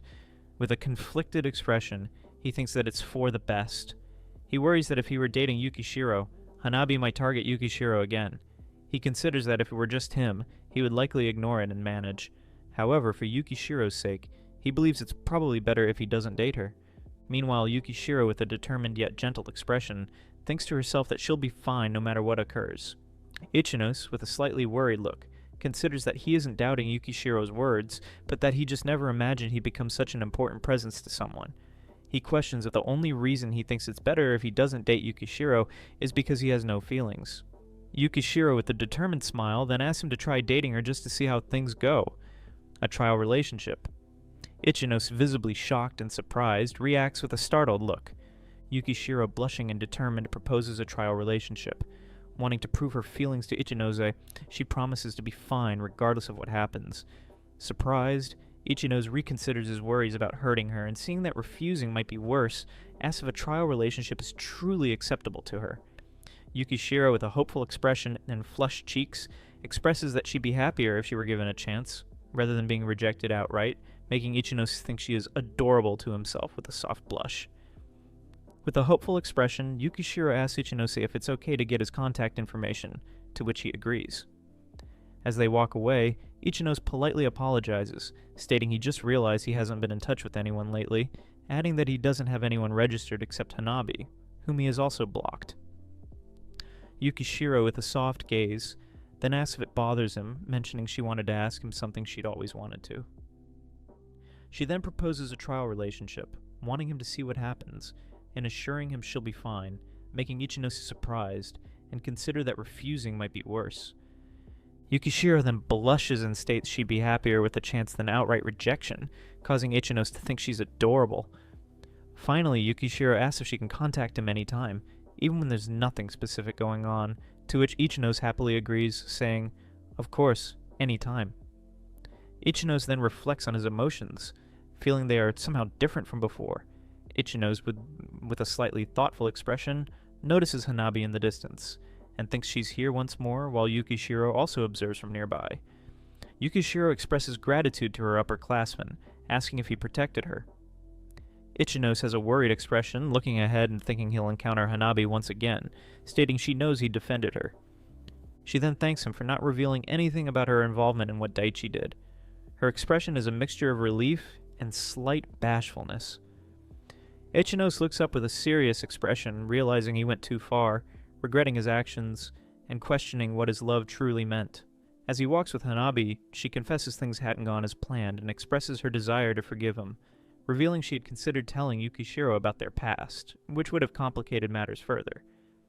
Then a tearful Hanabi expresses her belief that he loves her, thinking he just wanted to test her feelings when he mentioned breaking up.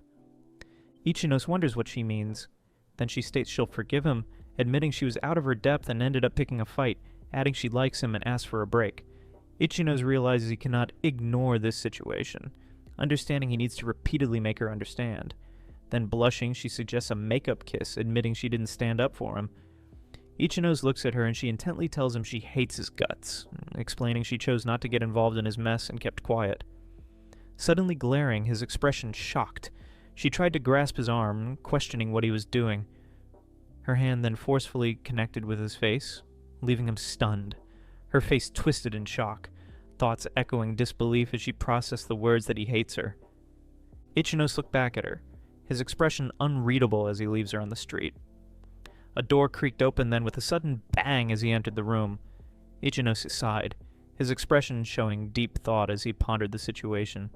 He admitted to himself he had no idea where she came up with that notion, dismissing it as absurd. Believing there was no way he liked Hanabi, he adamantly declared there wasn't a single thing about her he liked, especially after all she had done to him. Firmly stating he wouldn't have wanted to break up with her if there was anything likable about her. Ichinos climbed the stairs as thinking the situation was truly finished, expressing disbelief that she still believed he liked her and wondering what was wrong with her. He pondered seeing her face to face and telling her directly, convinced there couldn't be much left to misunderstand. As he walked, he wished she would never show her face to him again, believing it would be a real blessing if she didn't, remembering how his body used to tense up just from his phone going off. Ichino's thinking that now, none of Hanabi's terrible messages should reach his phone. The only person who could message him was Yukishiro. Suddenly his phone chimed, showing a message from Yukishiro thanking him for walking her home and asking if he had arrived yet. He thought it was normal, regardless of how unusual it might seem, knowing Yukishiro wouldn't suddenly send him a string of abuse. Another message appeared thanking him for opening up about himself and saying it must have been difficult, expressing a desire to become his strength. Yukishiro, with a gentle smile, thought that even though she was always with him, she never realized his suffering. She then offered him an open invitation to talk to her any time if he ever had any troubles, promising to stand by him just as he stood by her. Ichinose listened, and a thought bubble indicated Yukishiro's words were like a shining gem. Ichinose, sniffling, feels incredibly happy right now.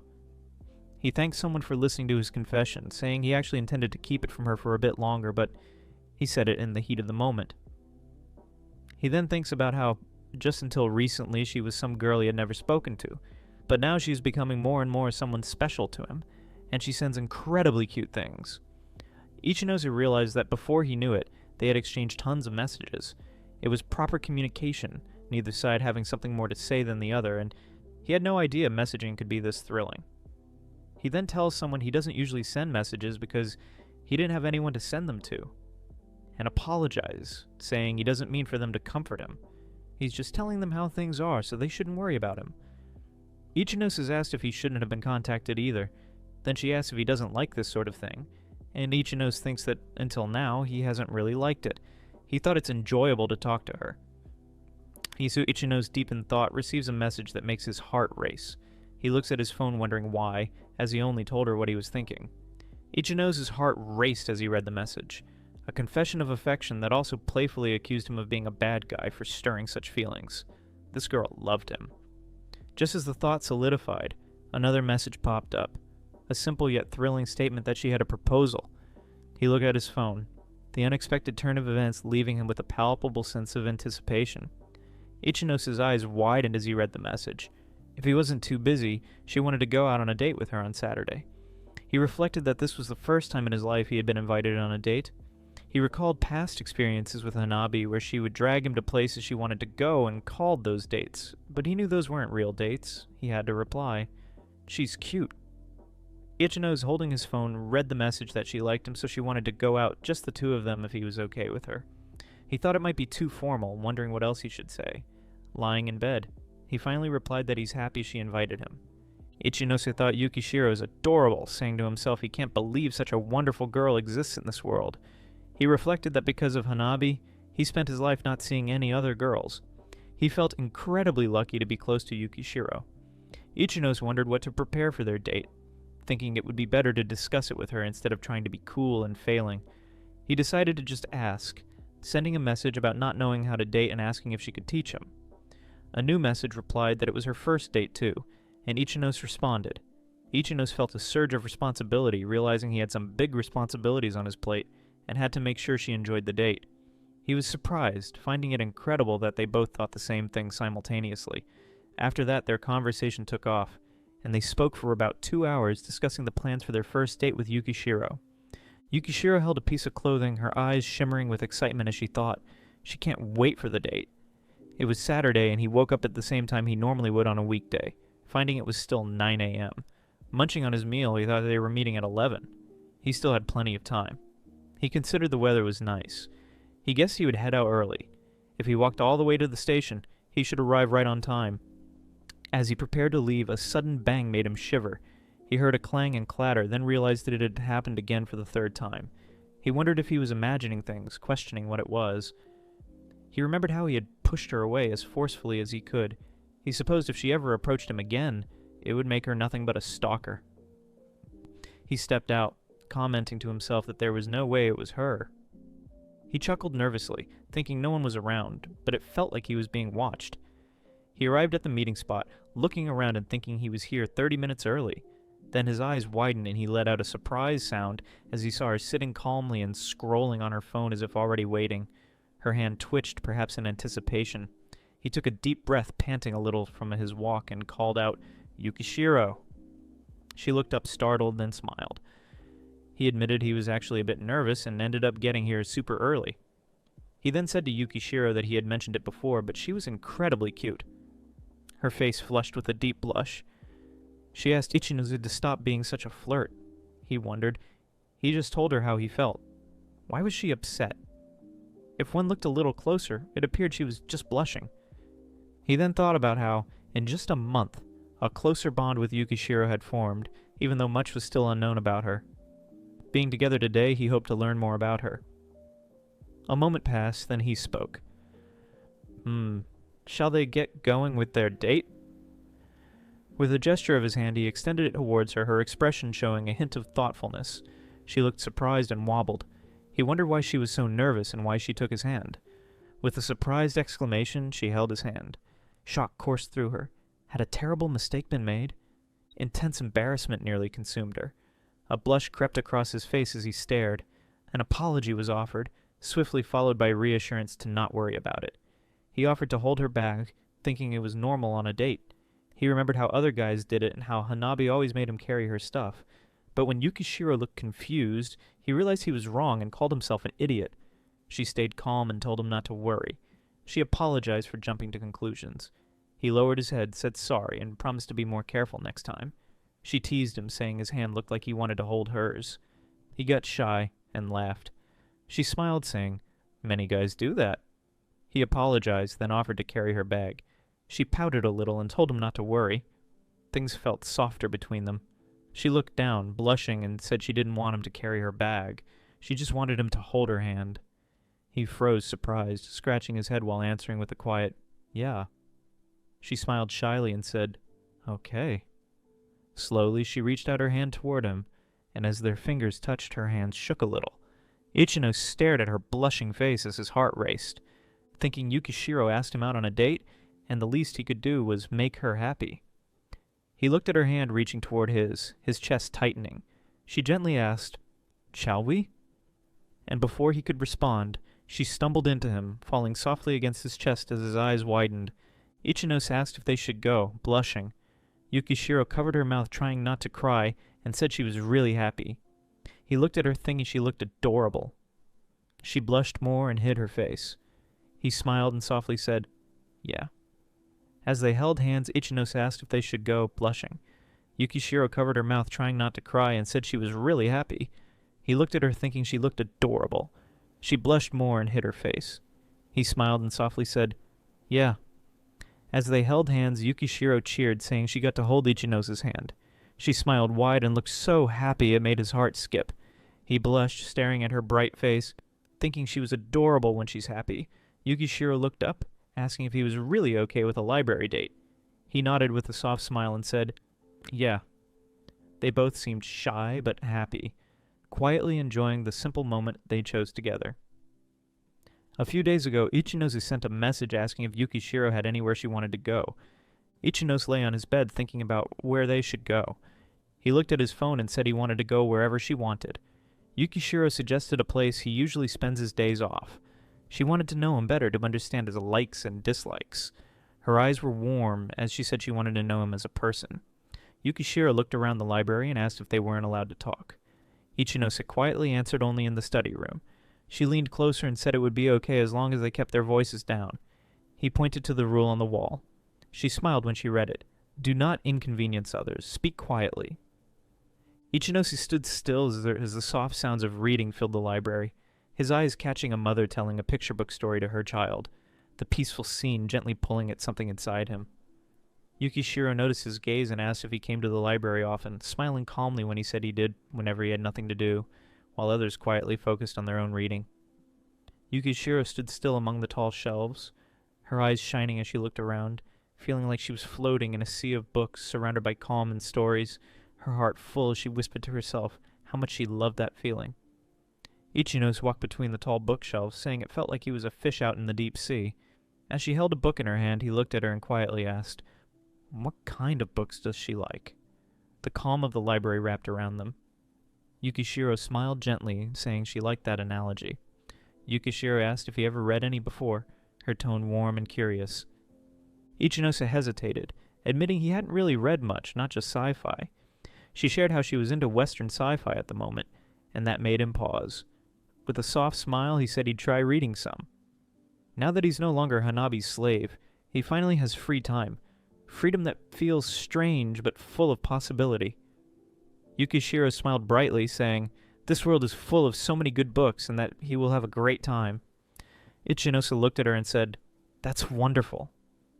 Deep inside, he thought it's not because it's embarrassing or anything like that. He genuinely thought that he wanted to try reading some books. He wanted to broaden his horizons. Ichinose sat in quiet thought, his heart heavier than his words, remembering how much he hated the person he became when he was with Hanabi. But everything felt different with Yukishiro. Being with her reminded him that people can change, depending on who they spend their time with, and it was thanks to Yukishiro. Because of her, he might actually start to like himself a lot more. Ichinose asked Yukishiro about her favorite book, saying he wanted to try reading it. She was surprised, wondering why not a book she recommended instead. He smiled softly, explaining he'd rather read something she liked, because searching for a book he might like would be too much trouble. Yukishiro laughed, her eyes lighting up behind her glasses, saying he was totally right. She covered her mouth, still giggling, and apologized for laughing. It's just that he understood so well. As they stood by the shelves, Yukishiro said sometimes the people asked for her recommendation, but she never knew what to do.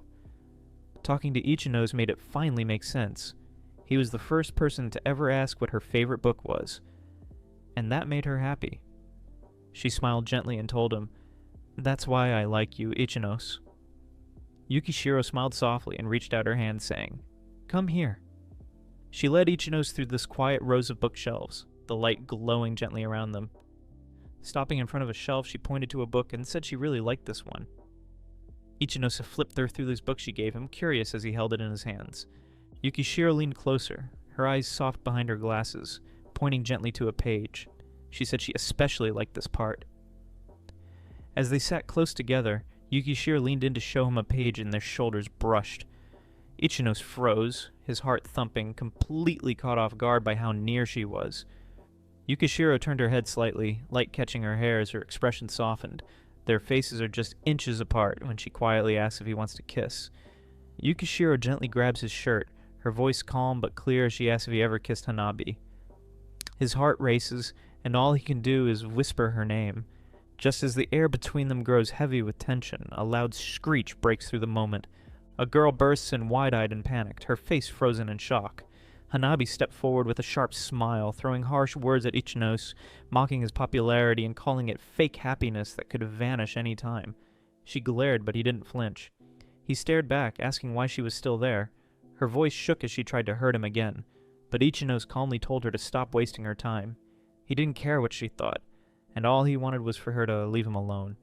Ichinose stood calmly, unmoved by her threat, simply saying she was only saying that now. Hanabi grinned with cruel confidence, telling Ichinose to go enjoy his fun while he could because she planned to take everything he held dear. Her eyes sparkled with twisted delight as she promised he'd end up all alone. Ichinose turned around, sensing someone behind him, and saw her again. Yukishiro was following him. As the school crowd moved around them, she tightly gripped her book, her hand trembling just a bit while he stood still, watching her with careful eyes. Ichinose remembered Hanabi standing outside Daiichi's house, not hiding at all, but now she was clearly trying not to be seen. Sitting next to Yukishiro at the counter, he wondered if Hanabi had wanted him to find her back then. He thought about what might have changed if he hadn't seen her. Yukishiro smiled warmly as she took a bite of her burger, looking completely relaxed, and Ichinose felt at ease beside her. It was enjoyable being with her. But as he watched her quietly, his thoughts grew heavier. The more he thought about it, the more scared he felt. He couldn't let her get caught up in the mess with Hanabi. As their first date was ending, Ichinose walked beside Yukishiro and thought maybe he should keep some distance until he fixed things with Hanabi, because the more he smiled, the more dangerous it felt. As the memory of the start of their date came back, Yukishiro looked at him with a warm smile, and gently reached out again, her voice calm as she asked if he wanted to hold hands. Ichinose held her hand and said, "Sure." Yukishiro looked up and asked if they could go on another date. He said, "Of course." And she smiled big, jumping with joy, saying she was really happy. Yukishiro smiled and thanked him for the date, saying she had fun. Ichinos looked up, surprised by her words. As he stood there speechless, she asked why he looked so shocked, tilting her head with a curious look. Ichinos looked away, admitting he thought what happened with Hanabi might have ruined everything, thinking she wouldn't want to see him again. Normally, anyone would have been put off. Yukishiro blinked in surprise, then smiled gently. She said Hanabi showing up was a surprise, but she'd forgotten about it. Ichino stood still as Yukishiro stepped closer, her heart pounding, her hand pressed to her chest. She smiled, saying being with him made her happy because she was on a date with the person she really liked. Looking into his eyes, she said he was all she could think about, and she didn't want anyone else. Yukishiro smiled and placed her hand over her heart, saying not to worry about her. She told Ichinozu that as long as they were together, nothing else mattered. Her eyes softened, her voice warm, and she thanked him again for spending the day with her. Ichinozu looked at her quietly, then offered to walk her home. His heart still stirred by everything she said. Yukishiro smiled and said she'd be fine since it was still bright out. Ichinozu offered to walk her, but she thanked him and said goodbye. As she walked off, she waved and told him she'd see him at school. Ichinozu stood quietly, watching her go, feeling warm inside.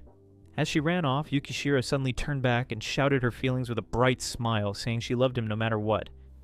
Ichinozu froze, his eyes wide and face turning red as her words hit him. The people around looked at him in shock while she disappeared into the distance. Ichinozu stood there, still red in the face from Yukishiro's sudden confession, trying to compose himself with a small cough. It was Monday again, school chatter filling the air as if nothing had happened. Ichinozu walked through the school as students stared and whispered. He had cut his hair and now his face was clearly visible.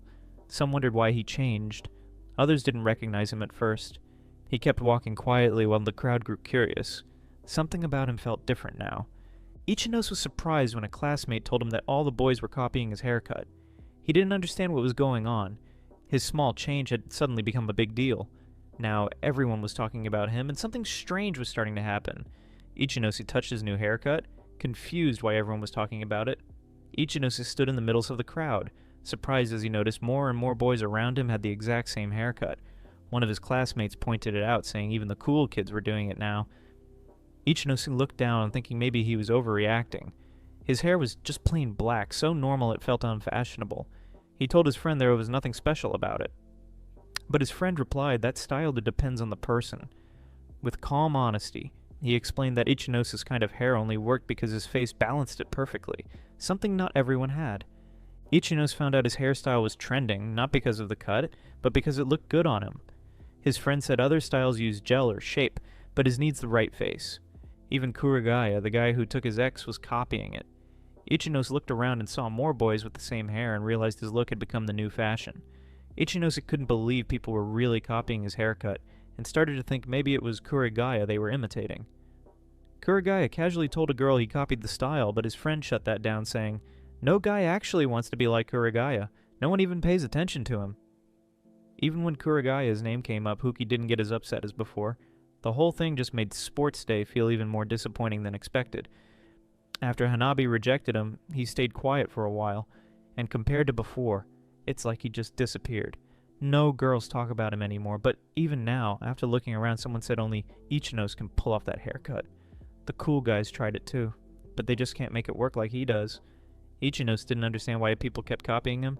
He looked calm, but confused. His friend laughed and said, "It's because he has a beautiful face." Ichinosu wasn't the type to stand out or start trends, and even he found it hard to believe. But then he started thinking if his theory was right, something was going on. His friend told him to stop because it was creepy. Ichinosu looked around confused as his friend told him to check it out. All the most attractive guys at school were copying his hairstyle. He stood still watching them walk by with the same hair, the same look. The hallway was full of quiet chatter, and the way their hair moved felt too familiar. Ichinosu saw the guys who once made a bet on him at the restaurant. Now they had the same hairstyle as him and walked by smiling. A girl passed, fixing her hair as her skirt moved. Ichinosu stood still, feeling something strange was happening. She walked through the hallway with a confident smile, and all the boys with the same hairstyle turned to look at her. He looked at her. Ichinosu stared quietly, unsure what to say, while his friend looked tense beside him, confused and wondering, what does she really want? Tears welled in Hanabi's eyes as she clutched her chest, softly calling him senpai, saying she couldn't accept the breakup, even if he already ended things. Students gossip about Ichinose and Hanabi breaking up, surprised they were ever together. Hanabi stands in the hallway acting confident, but clearly forcing a smile while everyone watches and whispers, caught up in the drama. Hanabi stands in front of everyone trembling and asking why Ichinose won't say anything. Tears fall as she remembers they've been dating since middle school. She says nobody knows her true nature except Ichinose. And even though he told her not to talk back when they were dating, she can't stay quiet while he throws her away. Hanabi faces Ichinose with tears in her eyes, saying he dumped her as soon as he started to get a bit popular. She clutches his shirt, crying as classmates gather around, watching the scene unfold. Some whisper, shocked that he ordered her not to talk back. As whispers spread through the classroom, girls huddled close, shocked and doubting that Ichinose could ever be the type to hurt someone. Their voices low and faces troubled, wondering if he was psychologically abusing Hanabi, or even worse. They gossiped about how it's always the ones who seem least likely, and how Ichinose and Hanabi broke up right when he became popular. Hanabi stands trembling, eyes wide as everyone whispers about the childhood friend abuse and hardcore rumors. Whispers rush through the classroom. He abused her and he ordered her to not talk back. Eyes are wide, everyone staring as Ichinose stands silent, feeling the weight of he broke up with her as soon as he became popular. The tension crackles, and in that moment, everything changes for Ichinose. Hanabi sits with a sly smile, her fingers pressed to her face, thinking about how she wasn't the one controlling someone. She was the one being controlled. The room grows tense as another classmate jumps in, pointing out that this is only one side of the story, and they shouldn't believe everything Hanabi says without hearing Ichinose's side too. Ichinose's friend, looking serious, admits he doesn't believe Hanabi's words, and even says he never heard about them dating. Ichinose stands in front of the class admitting he did go out with her. His voice steady, but his face tense as everyone listens closely. He explains he never once abused her, determined to clear his name. The room is filled with whispers as a classmate asks about the breakup, and Ichinose quietly confirms it's true. Ichinose quietly says she's the one who abused him, his face calm and serious. The class is shocked, and Hanabi covers her face, eyes wide in disbelief. Ichinose walks through the hallway, overhearing classmates whispering that they've never heard of a girl abusing a guy before, and wondering if she abused him. As he passes by, the world feels unfair. Everyone seems to believe that guys are always the villains, and girls are always the victims. A group of classmates stares in shock as someone smiles with quiet confidence, their hands covering a grin that sends chills through the room. By lunchtime, rumors about Ichinose have already swept through the school. Everyone knows Hanabi is famous, and now they're whispering that he's someone who abuses his girlfriend.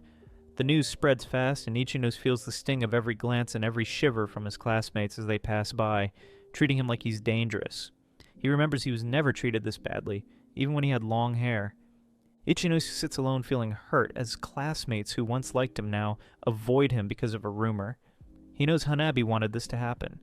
The people who cheered for him before now turn away, and he feels confused and sad about being judged so quickly. He never wanted to be popular, and now he wonders if anyone ever truly cared. The school trip starts at Sisaraji Park, a beautiful place with trees, flowers, ponds, and a small waterfall. The teacher tells the students to stay close and not go too far. Everyone gets excited and begins to explore, holding sketchbooks to draw what they see. Ichinose stands with his friends, feeling happy to be outside, while Yukishiro kindly asks where he wants to go. Ichinose walks through the trees, thinking quietly when he hears classmates laughing and calling him the wife-beater. They joke and say to run away because he might abuse them, making fun of the rumor about him. Ichinose reflects that at school, he could endure people gossiping behind his back. However, the school trip presented an entirely different challenge. We see Kurigaya reassure his friends, explaining that guys only abuse girls they perceive as weaker than themselves, as he taunts Ichinose and laughs. He yells at Ichinose, calling him a loser and demanding to know if he's even paying attention, referring to him as Beater Boy. Kurigaya approaches Ichinose closely and expresses disbelief that someone like him became popular. Now that he's been exposed, Kurigaya claims nobody will want anything to do with Ichinose. Everyone ridicules Ichinose, and he recognizes that the worst action he could take right now is to react, understanding that people like them who spread rumors have zero interest in the truth. Kurigaya becomes infuriated by Ichinose's silence and lack of reaction, grabbing his shirt and screaming at him not to just stand there, demanding he say something while calling him worthless. Suddenly, someone shouts, "Hey, what are you doing?" We see it's Huki and his classmates rushing toward them, looking angry. We observe Huki, Haruta, Yukishiro, Minaguchi, and his other friends surrounding Ichinose protectively. Witnessing this, Kurigaya and his companions become shocked and frightened. Ichinose is surprised that his friends came to defend him. We see Haruta angrily tell Kurigaya that he's a high schooler and should grow up, accusing him of being jealous because he lost the relay race. Minaguchi tells him it's painful to even look at him, and if he has time to bully Ichinose, he should use it to improve himself first. Hearing this makes Kurigaya exclaim, "What?" in shock as everyone pushes and corners him. Suddenly, the teacher screams, "Who's making all that noise over there?" which alerts everyone, and Kurigaya and his friends seize this opportunity and run away. We see Ichinose and his friends get scolded by the teacher. Now we observe Minaguchi asking Ichinose if he's alright and calling Kurigaya a rat. Haruta tells Ichinose that he's mentioned this before and will say it again, he won't believe what anyone says about him. Minaguchi and the others add that anyone who knows Ichinose knows he would never abuse anyone. Hearing this surprises and pleases Ichinose. He thanks everyone as he becomes emotional. He thinks that even if everyone else despises him, his friends will always stand by him. Whenever anything happened, they were always there for him, and Hanabi will never have her way. We see Ichinose and everyone cheer up and discuss drawing as someone stands behind a tree listening to them. We observe Ichinose and his friends sketching, having fun, and eating lunch together, sharing with each other as they laugh. Now, we see the teacher instructing everyone to return to the kitchen and start making curry, warning them to be careful with the open flame. Huki is the group leader, so he tells Ichinose and Yukishiro to get started on the vegetables, to which they agree with excitement. Ichinose sees Huki and the others also get excited as they declare they'll make an amazing curry. Now we see Ichinose and Yukishiro together as he peels potatoes. Ishino says they first need to gather all the vegetables and start peeling them. He asks Yukishiro if it's okay to put all the vegetables in the same bowl since they'll cook them all together anyway. Yukishiro gets surprised hearing this and says it's a good idea. Ishinose notices her reaction and asks what's wrong, to which she replies apologetically that she can't stop thinking about it. Ichinose asks about what, and if she's referring to the incident with Kurigaya. Yukishiro agrees and calls him absolute trash. She continues, saying it's not just Kurigaya. She can't forgive anyone who talks shit about him and everyone who badmouths him. She wants to get a needle and sew their mouths shut as she smiles and pouts. Ishinose looks at Yukishiro and smiles, thinking how fortunate he is to have someone who would go so far for him, and that he has so many classmates who will come to help him, plus Yukishiro who will always be by his side. Ishinose thinks he couldn't care less about what Kurigaya has to say. He tells Yukishiro he's sorry for laughing and it's just that he's happy, and she doesn't need to worry about him. Yukishiro looks at him and asks if those are his genuine feelings, to which he replies that he's not forcing himself and that his favorite people in the whole world are by his side. So he truly couldn't care less about what other people say. As he looks at his classmates having fun, he continues, saying they're on a school trip and he wants to make the most of it and have fun. Yukishiro agrees with him and says she'll forget about Kurigaya and tells Ichinose they should have fun. Yukishiro hesitantly calls Ichinose and mentions this might be out of the blue, asking if they have the campfire after this. Right? And if he could be with her for that, she would be the happiest girl in the world. Ichinose thinks it's said that during the campfire, if they sit next to the person they like, their love will come true and be passed down for generations. And perhaps that's what Yukishiro is referring to. Yukishiro asks Ichinose if he thinks jinxes are a bit too girly, to which he replies that's not it, and asks if she's sure she really wants to sit with him. Yukishiro responds, of course I do, and that he's the person she loves most in the whole world. As she looks at Ichinose and blushes, he blushes and gets flustered, saying, okay, and that he'll see her at the campfire. Hearing this makes Yukishiro happy as she says she's looking forward to it, and thanks Ichinose. Huki tells them both to stop flirting and get back to work, which makes them both blush as everyone laughs at them. Ichinose and Yukishiro also laugh. We see the group has finished making their curry and rice and it's ready to eat. Now we see the teacher telling everyone that once they finish washing up, all students, except student council members, should head to the bathroom to take a bath. We see Huki telling Ichinose they're going to the bath and heading out.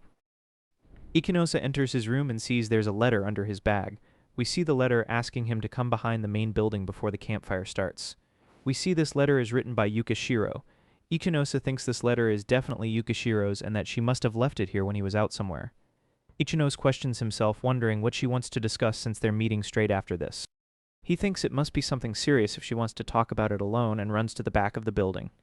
When he reaches behind the building, Ichinose is shocked as he sees Kurigaya and his friends waiting for him there, laughing. He tells Ichinose he can't believe he actually fell for it and orders his friends to tie Ichinose up, The guys run toward Ichinose as they get their ropes out, which confuses him. Now we see them tie up Ichinose's hands tightly as Kurigaya is laughing at him. Ichinose thinks, what the hell are they even thinking? This is crazy. He asks Kurigaya and the others what they're doing and warns that if this gets out, they'll all be expelled. Kurigaya screams at Ichinose to shut up and tells him he had to do something like this to get his princess back. Ichinose gets confused thinking, what princess? And asks if he's saying that Hanabi is his princess.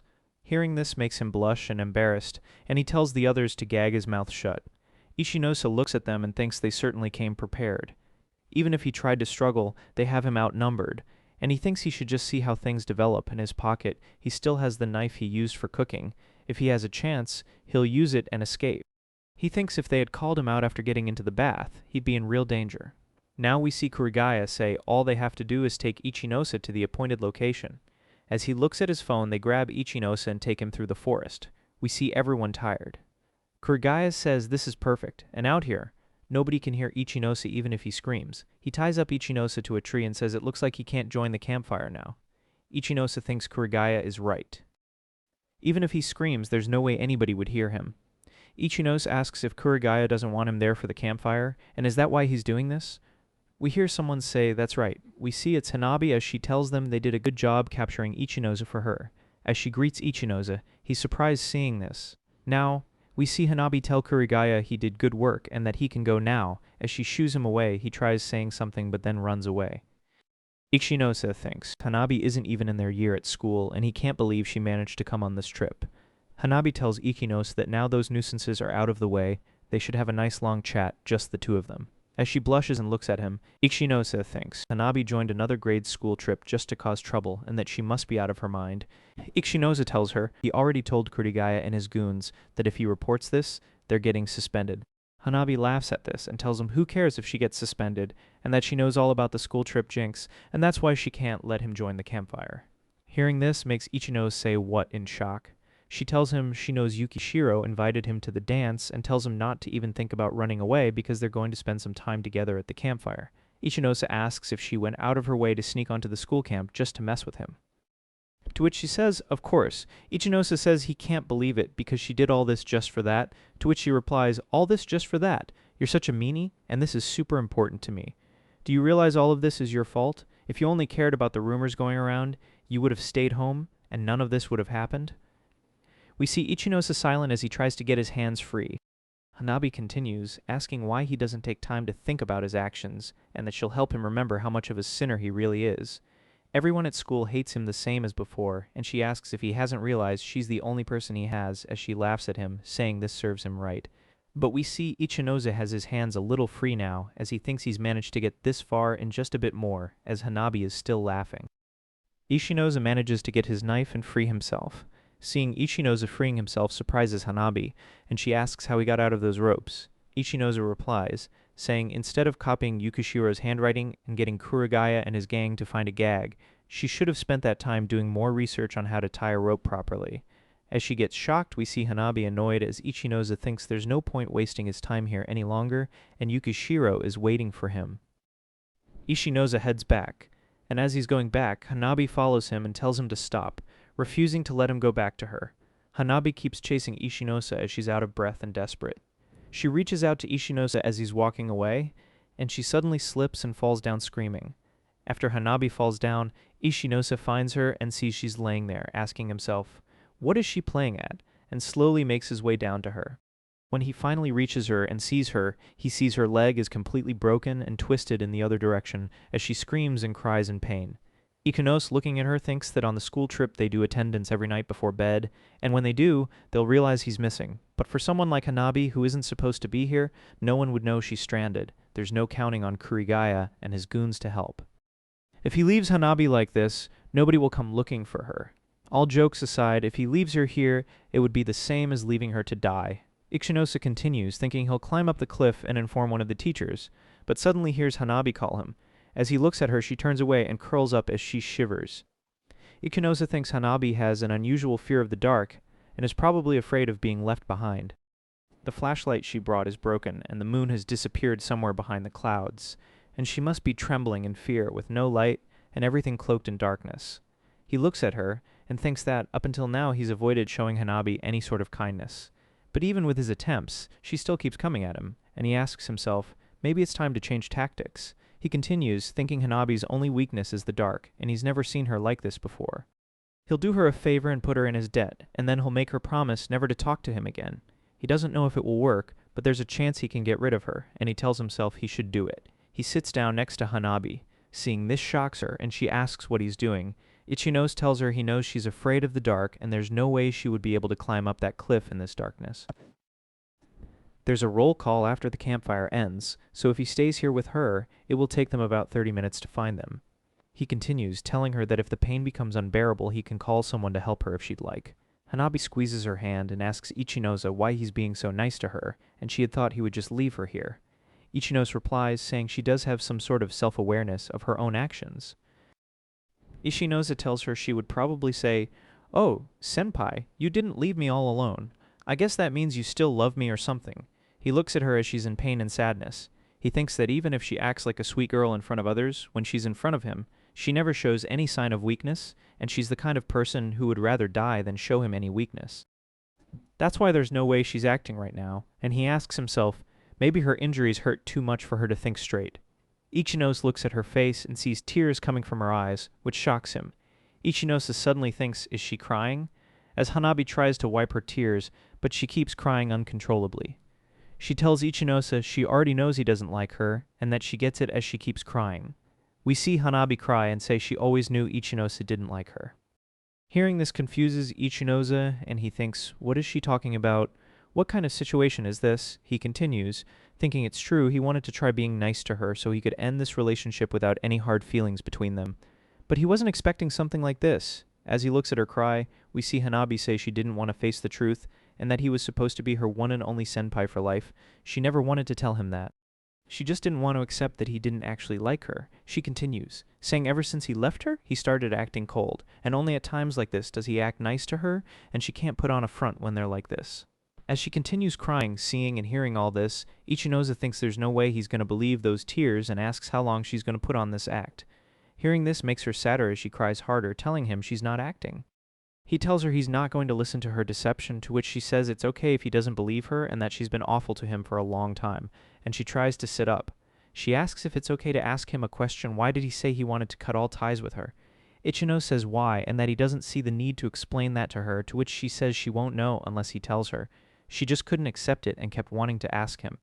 She was angry that he suddenly pushed her away and couldn't hold back her feelings of wanting to get payback. Ichinose gets serious and tells her that if she doesn't get it, he'll tell her.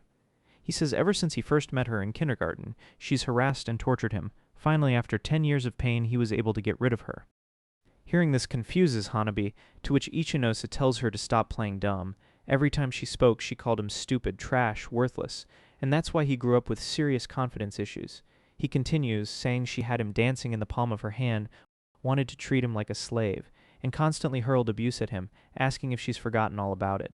Hanabi panics and tries to go toward him, telling him he's got it all wrong, but the pain from her leg doesn't let her go further. While seeing Hanabi in pain, Ichinose thinks that as a victim of abuse and domestic violence, he got stuck thinking over and over that there must be something wrong with him. Ever since he decided to take back his life, he's been doing his best not to blame himself for anything. As Ichinose is thinking this, Hanabi says she never thought of him as a slave and tells him he was her boyfriend. Ichinose replies, telling her not to give him that. He was just a slave she called her boyfriend. Hearing this makes Hanabi freeze. He continues, saying he doesn't know what intentions she had when she called him her boyfriend, but maybe it made it easier to force him into doing what she wants. Hanabi says that's not true and asks if it isn't obvious she called him her boyfriend because she loves him. Hearing this leaves Ichinose confused. He looks at her and remembers how she was in the past and how she is now, thinking Hanabi has never once told him she loves him, and he can't do it. He just can't understand the mind of an abusive woman. He tells her he's being honest with her and that he's not buying it. All this crying, telling him she loves him, he doesn't get it and asks what she's trying to achieve with these lies. Hearing him say this shocks Hanabi. She immediately tells him she's not lying, and that she really did love him. Hearing this makes Ichinose angry as he screams, telling her to stop with this nonsense. Hanabi gets scared and shocked seeing him say this. He remembers what she did in the past as he asks what kind of loving girlfriend disrespects their partner. What kind of loving girlfriend makes fun of their partner and treats them like dirt? He He remembers her texts and tells her a loving girlfriend does their best not to hurt their partner. A loving girlfriend wishes for their partner's happiness, but the only thing she ever gave him was unhappiness and despair. He continues, telling her that out of the past 10 years he spent with her, not a single day brought an ounce of joy. Hearing this, she starts crying more, but Ichinose just turns around and ignores her tears. But suddenly, Hanabi tells him sorry, which catches him by surprise, and he turns back to look at her. She repeatedly tells him she's sorry and that she wanted to think there was no one else out there except for her because she really loved him. She was scared someone would take him away from her. She continues, saying she was the only one allowed to see how amazing he really was, and she wanted everyone to think he was scum, so no one else would love him, and tells him sorry again as he's looking at her on the ground. Ichinose looks at her and thinks, what is she talking about, and how dare she disguise her abuse as love? He tells her she doesn't love him, to which she immediately replies that's not true and that she does love him. He tells her she's wrong and the only person she's been thinking about is herself. She never once thought or considered his feelings, and he asks how she can say she loves him. She tells him he's got it all wrong and that he's the only one for her. As her tears flow down her cheeks uncontrollably, she asks if her love was a mistake that only brought him unhappiness and starts crying more as Ichinose just looks at her. Suddenly they hear someone say, "Where are you?" which grabs Ichinose's attention. He looks up and sees there are lights at the top. We see Hanabi still crying as Ichinose screams and tells the people up top he's over here, thinking they finally found him. 2 days after the school trip, we see Ichinose and Yukishiro at the park. We see Yukishiro reading a letter written to her by Hanabi. Ichinose looks at her reading the letter and explains what happened after that day. Just a bit after Hanabi hunched over and started crying, his classmates managed to find them. Yukishiro found it suspicious when he didn't show up at the campfire, and apparently went to ask Huki about it. After talking with him, they realized nobody had seen Ichinose since dinner. Apparently, the whole class went looking for him, and they weren't even able to make it to the campfire. After finding him, everyone was happy, and they then led him back to safety. The teachers found out about everything Hanabi, Kurigaya, and his gang did, and all of them were suspended from school. Hanabi was taken to the hospital where they ran several tests on her. She was immediately admitted for surgery to treat the complex bone fracture in her right leg. 2 days after the school trip, he received an apology letter from Hanabi, and she even wrote a brief apology to Yukishiro too. Ichinose talks to Yukishiro and says this goes beyond his understanding. Hanabi spent all this time antagonizing him, and then all of a sudden, she apologizes for it all and claims she loves him. He continues, saying in the end, even after Hanabi threw away her pride, he has a feeling she was still trying to set him up. Yukishiro speaks and says the Hanabi he knew wouldn't do something like that. She continues asking, wouldn't you say your plan to be nice to her worked to this? He replies, would Hanabi really have such a change of heart just because he was a little nice to her? Yukishiro replies, saying honestly, even calling it a little nice feels like an overstatement. He reached out to her when she was at her most vulnerable, and that person was someone she once loved. She thinks Hanabi was able to accept his words with an open heart. Hearing this, he says he doubts Hanabi ever loved him.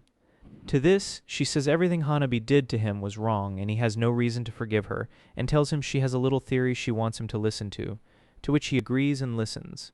She says she thinks Hanabi really loved him, but her way of loving and liking was just wrong. Her feelings for him were too strong and she got swept away by her emotions. Stronger than wanting to make him happy or make him feel special. She wanted him to be by her side, and her feelings of wanting him all to herself spiraled out of control. She continues, saying Hanabi really liked him, but she doesn't think that's an excuse for her actions. When someone falls in love, there are times when they can't hold back their feelings and emotions. Sometimes they make the wrong choice and end up upsetting both themselves and their partner. Hearing this, he says there's no way Hanabi is a sane person with the way she falls in love, to which Yukishiro replies, I wonder, and that even she gets jealous, especially when Ichinose talks to other girls. She sometimes thinks she's the only person he should talk to and apologizes. Hearing this surprises Ichinose, and he says it's okay while being flustered. Yukishiro asks if hearing about the ugly parts of love makes him want to be apart from her. He gets confused hearing this. She continues, asking if her liking him causes him pain. Ichinose stays silent and thinks he still finds it a bit hard to believe she would get jealous over him. But even so, he doesn't feel the same disgust and fear he felt toward Hanabi. He would say it's quite the opposite. When she admits she's a bit jealous, it kind of makes him happy. He looks at her and thinks Hanabi and she are entirely different people. Because of the abuse he suffered from Hanabi, he refuses to give up on a future with Yukishiro. He continues, thinking he will hold back these conflicting emotions, and recognizes Yukishiro is always kind and supportive of him, Even now, she is with him and listening to his story, and because of her, he can think straight. He tells Yukishiro honestly. He feels it's true she loves him with all her heart, but not once has he ever hated that. In fact, he would say she's one of the most important people in his life. Hearing this makes her blush. She puts her hand on his as he tells her he's happy, and if she wasn't with him, he wouldn't be able to get over his trauma with Hanabi and would be forever stuck, never being able to love again. Hearing this makes Yukishiro happy. He continues and thanks Yukishiro for teaching him how to love, and it's because of her he was saved. They both sit together as Ichinoza thinks, if there is love that can wound you, there is also love that can mend those wounds. Because he was able to learn that truth, from now until his end of days, he will never hurt the person he loves and swears it on that day. If you enjoyed this video, please consider liking the video and subscribing.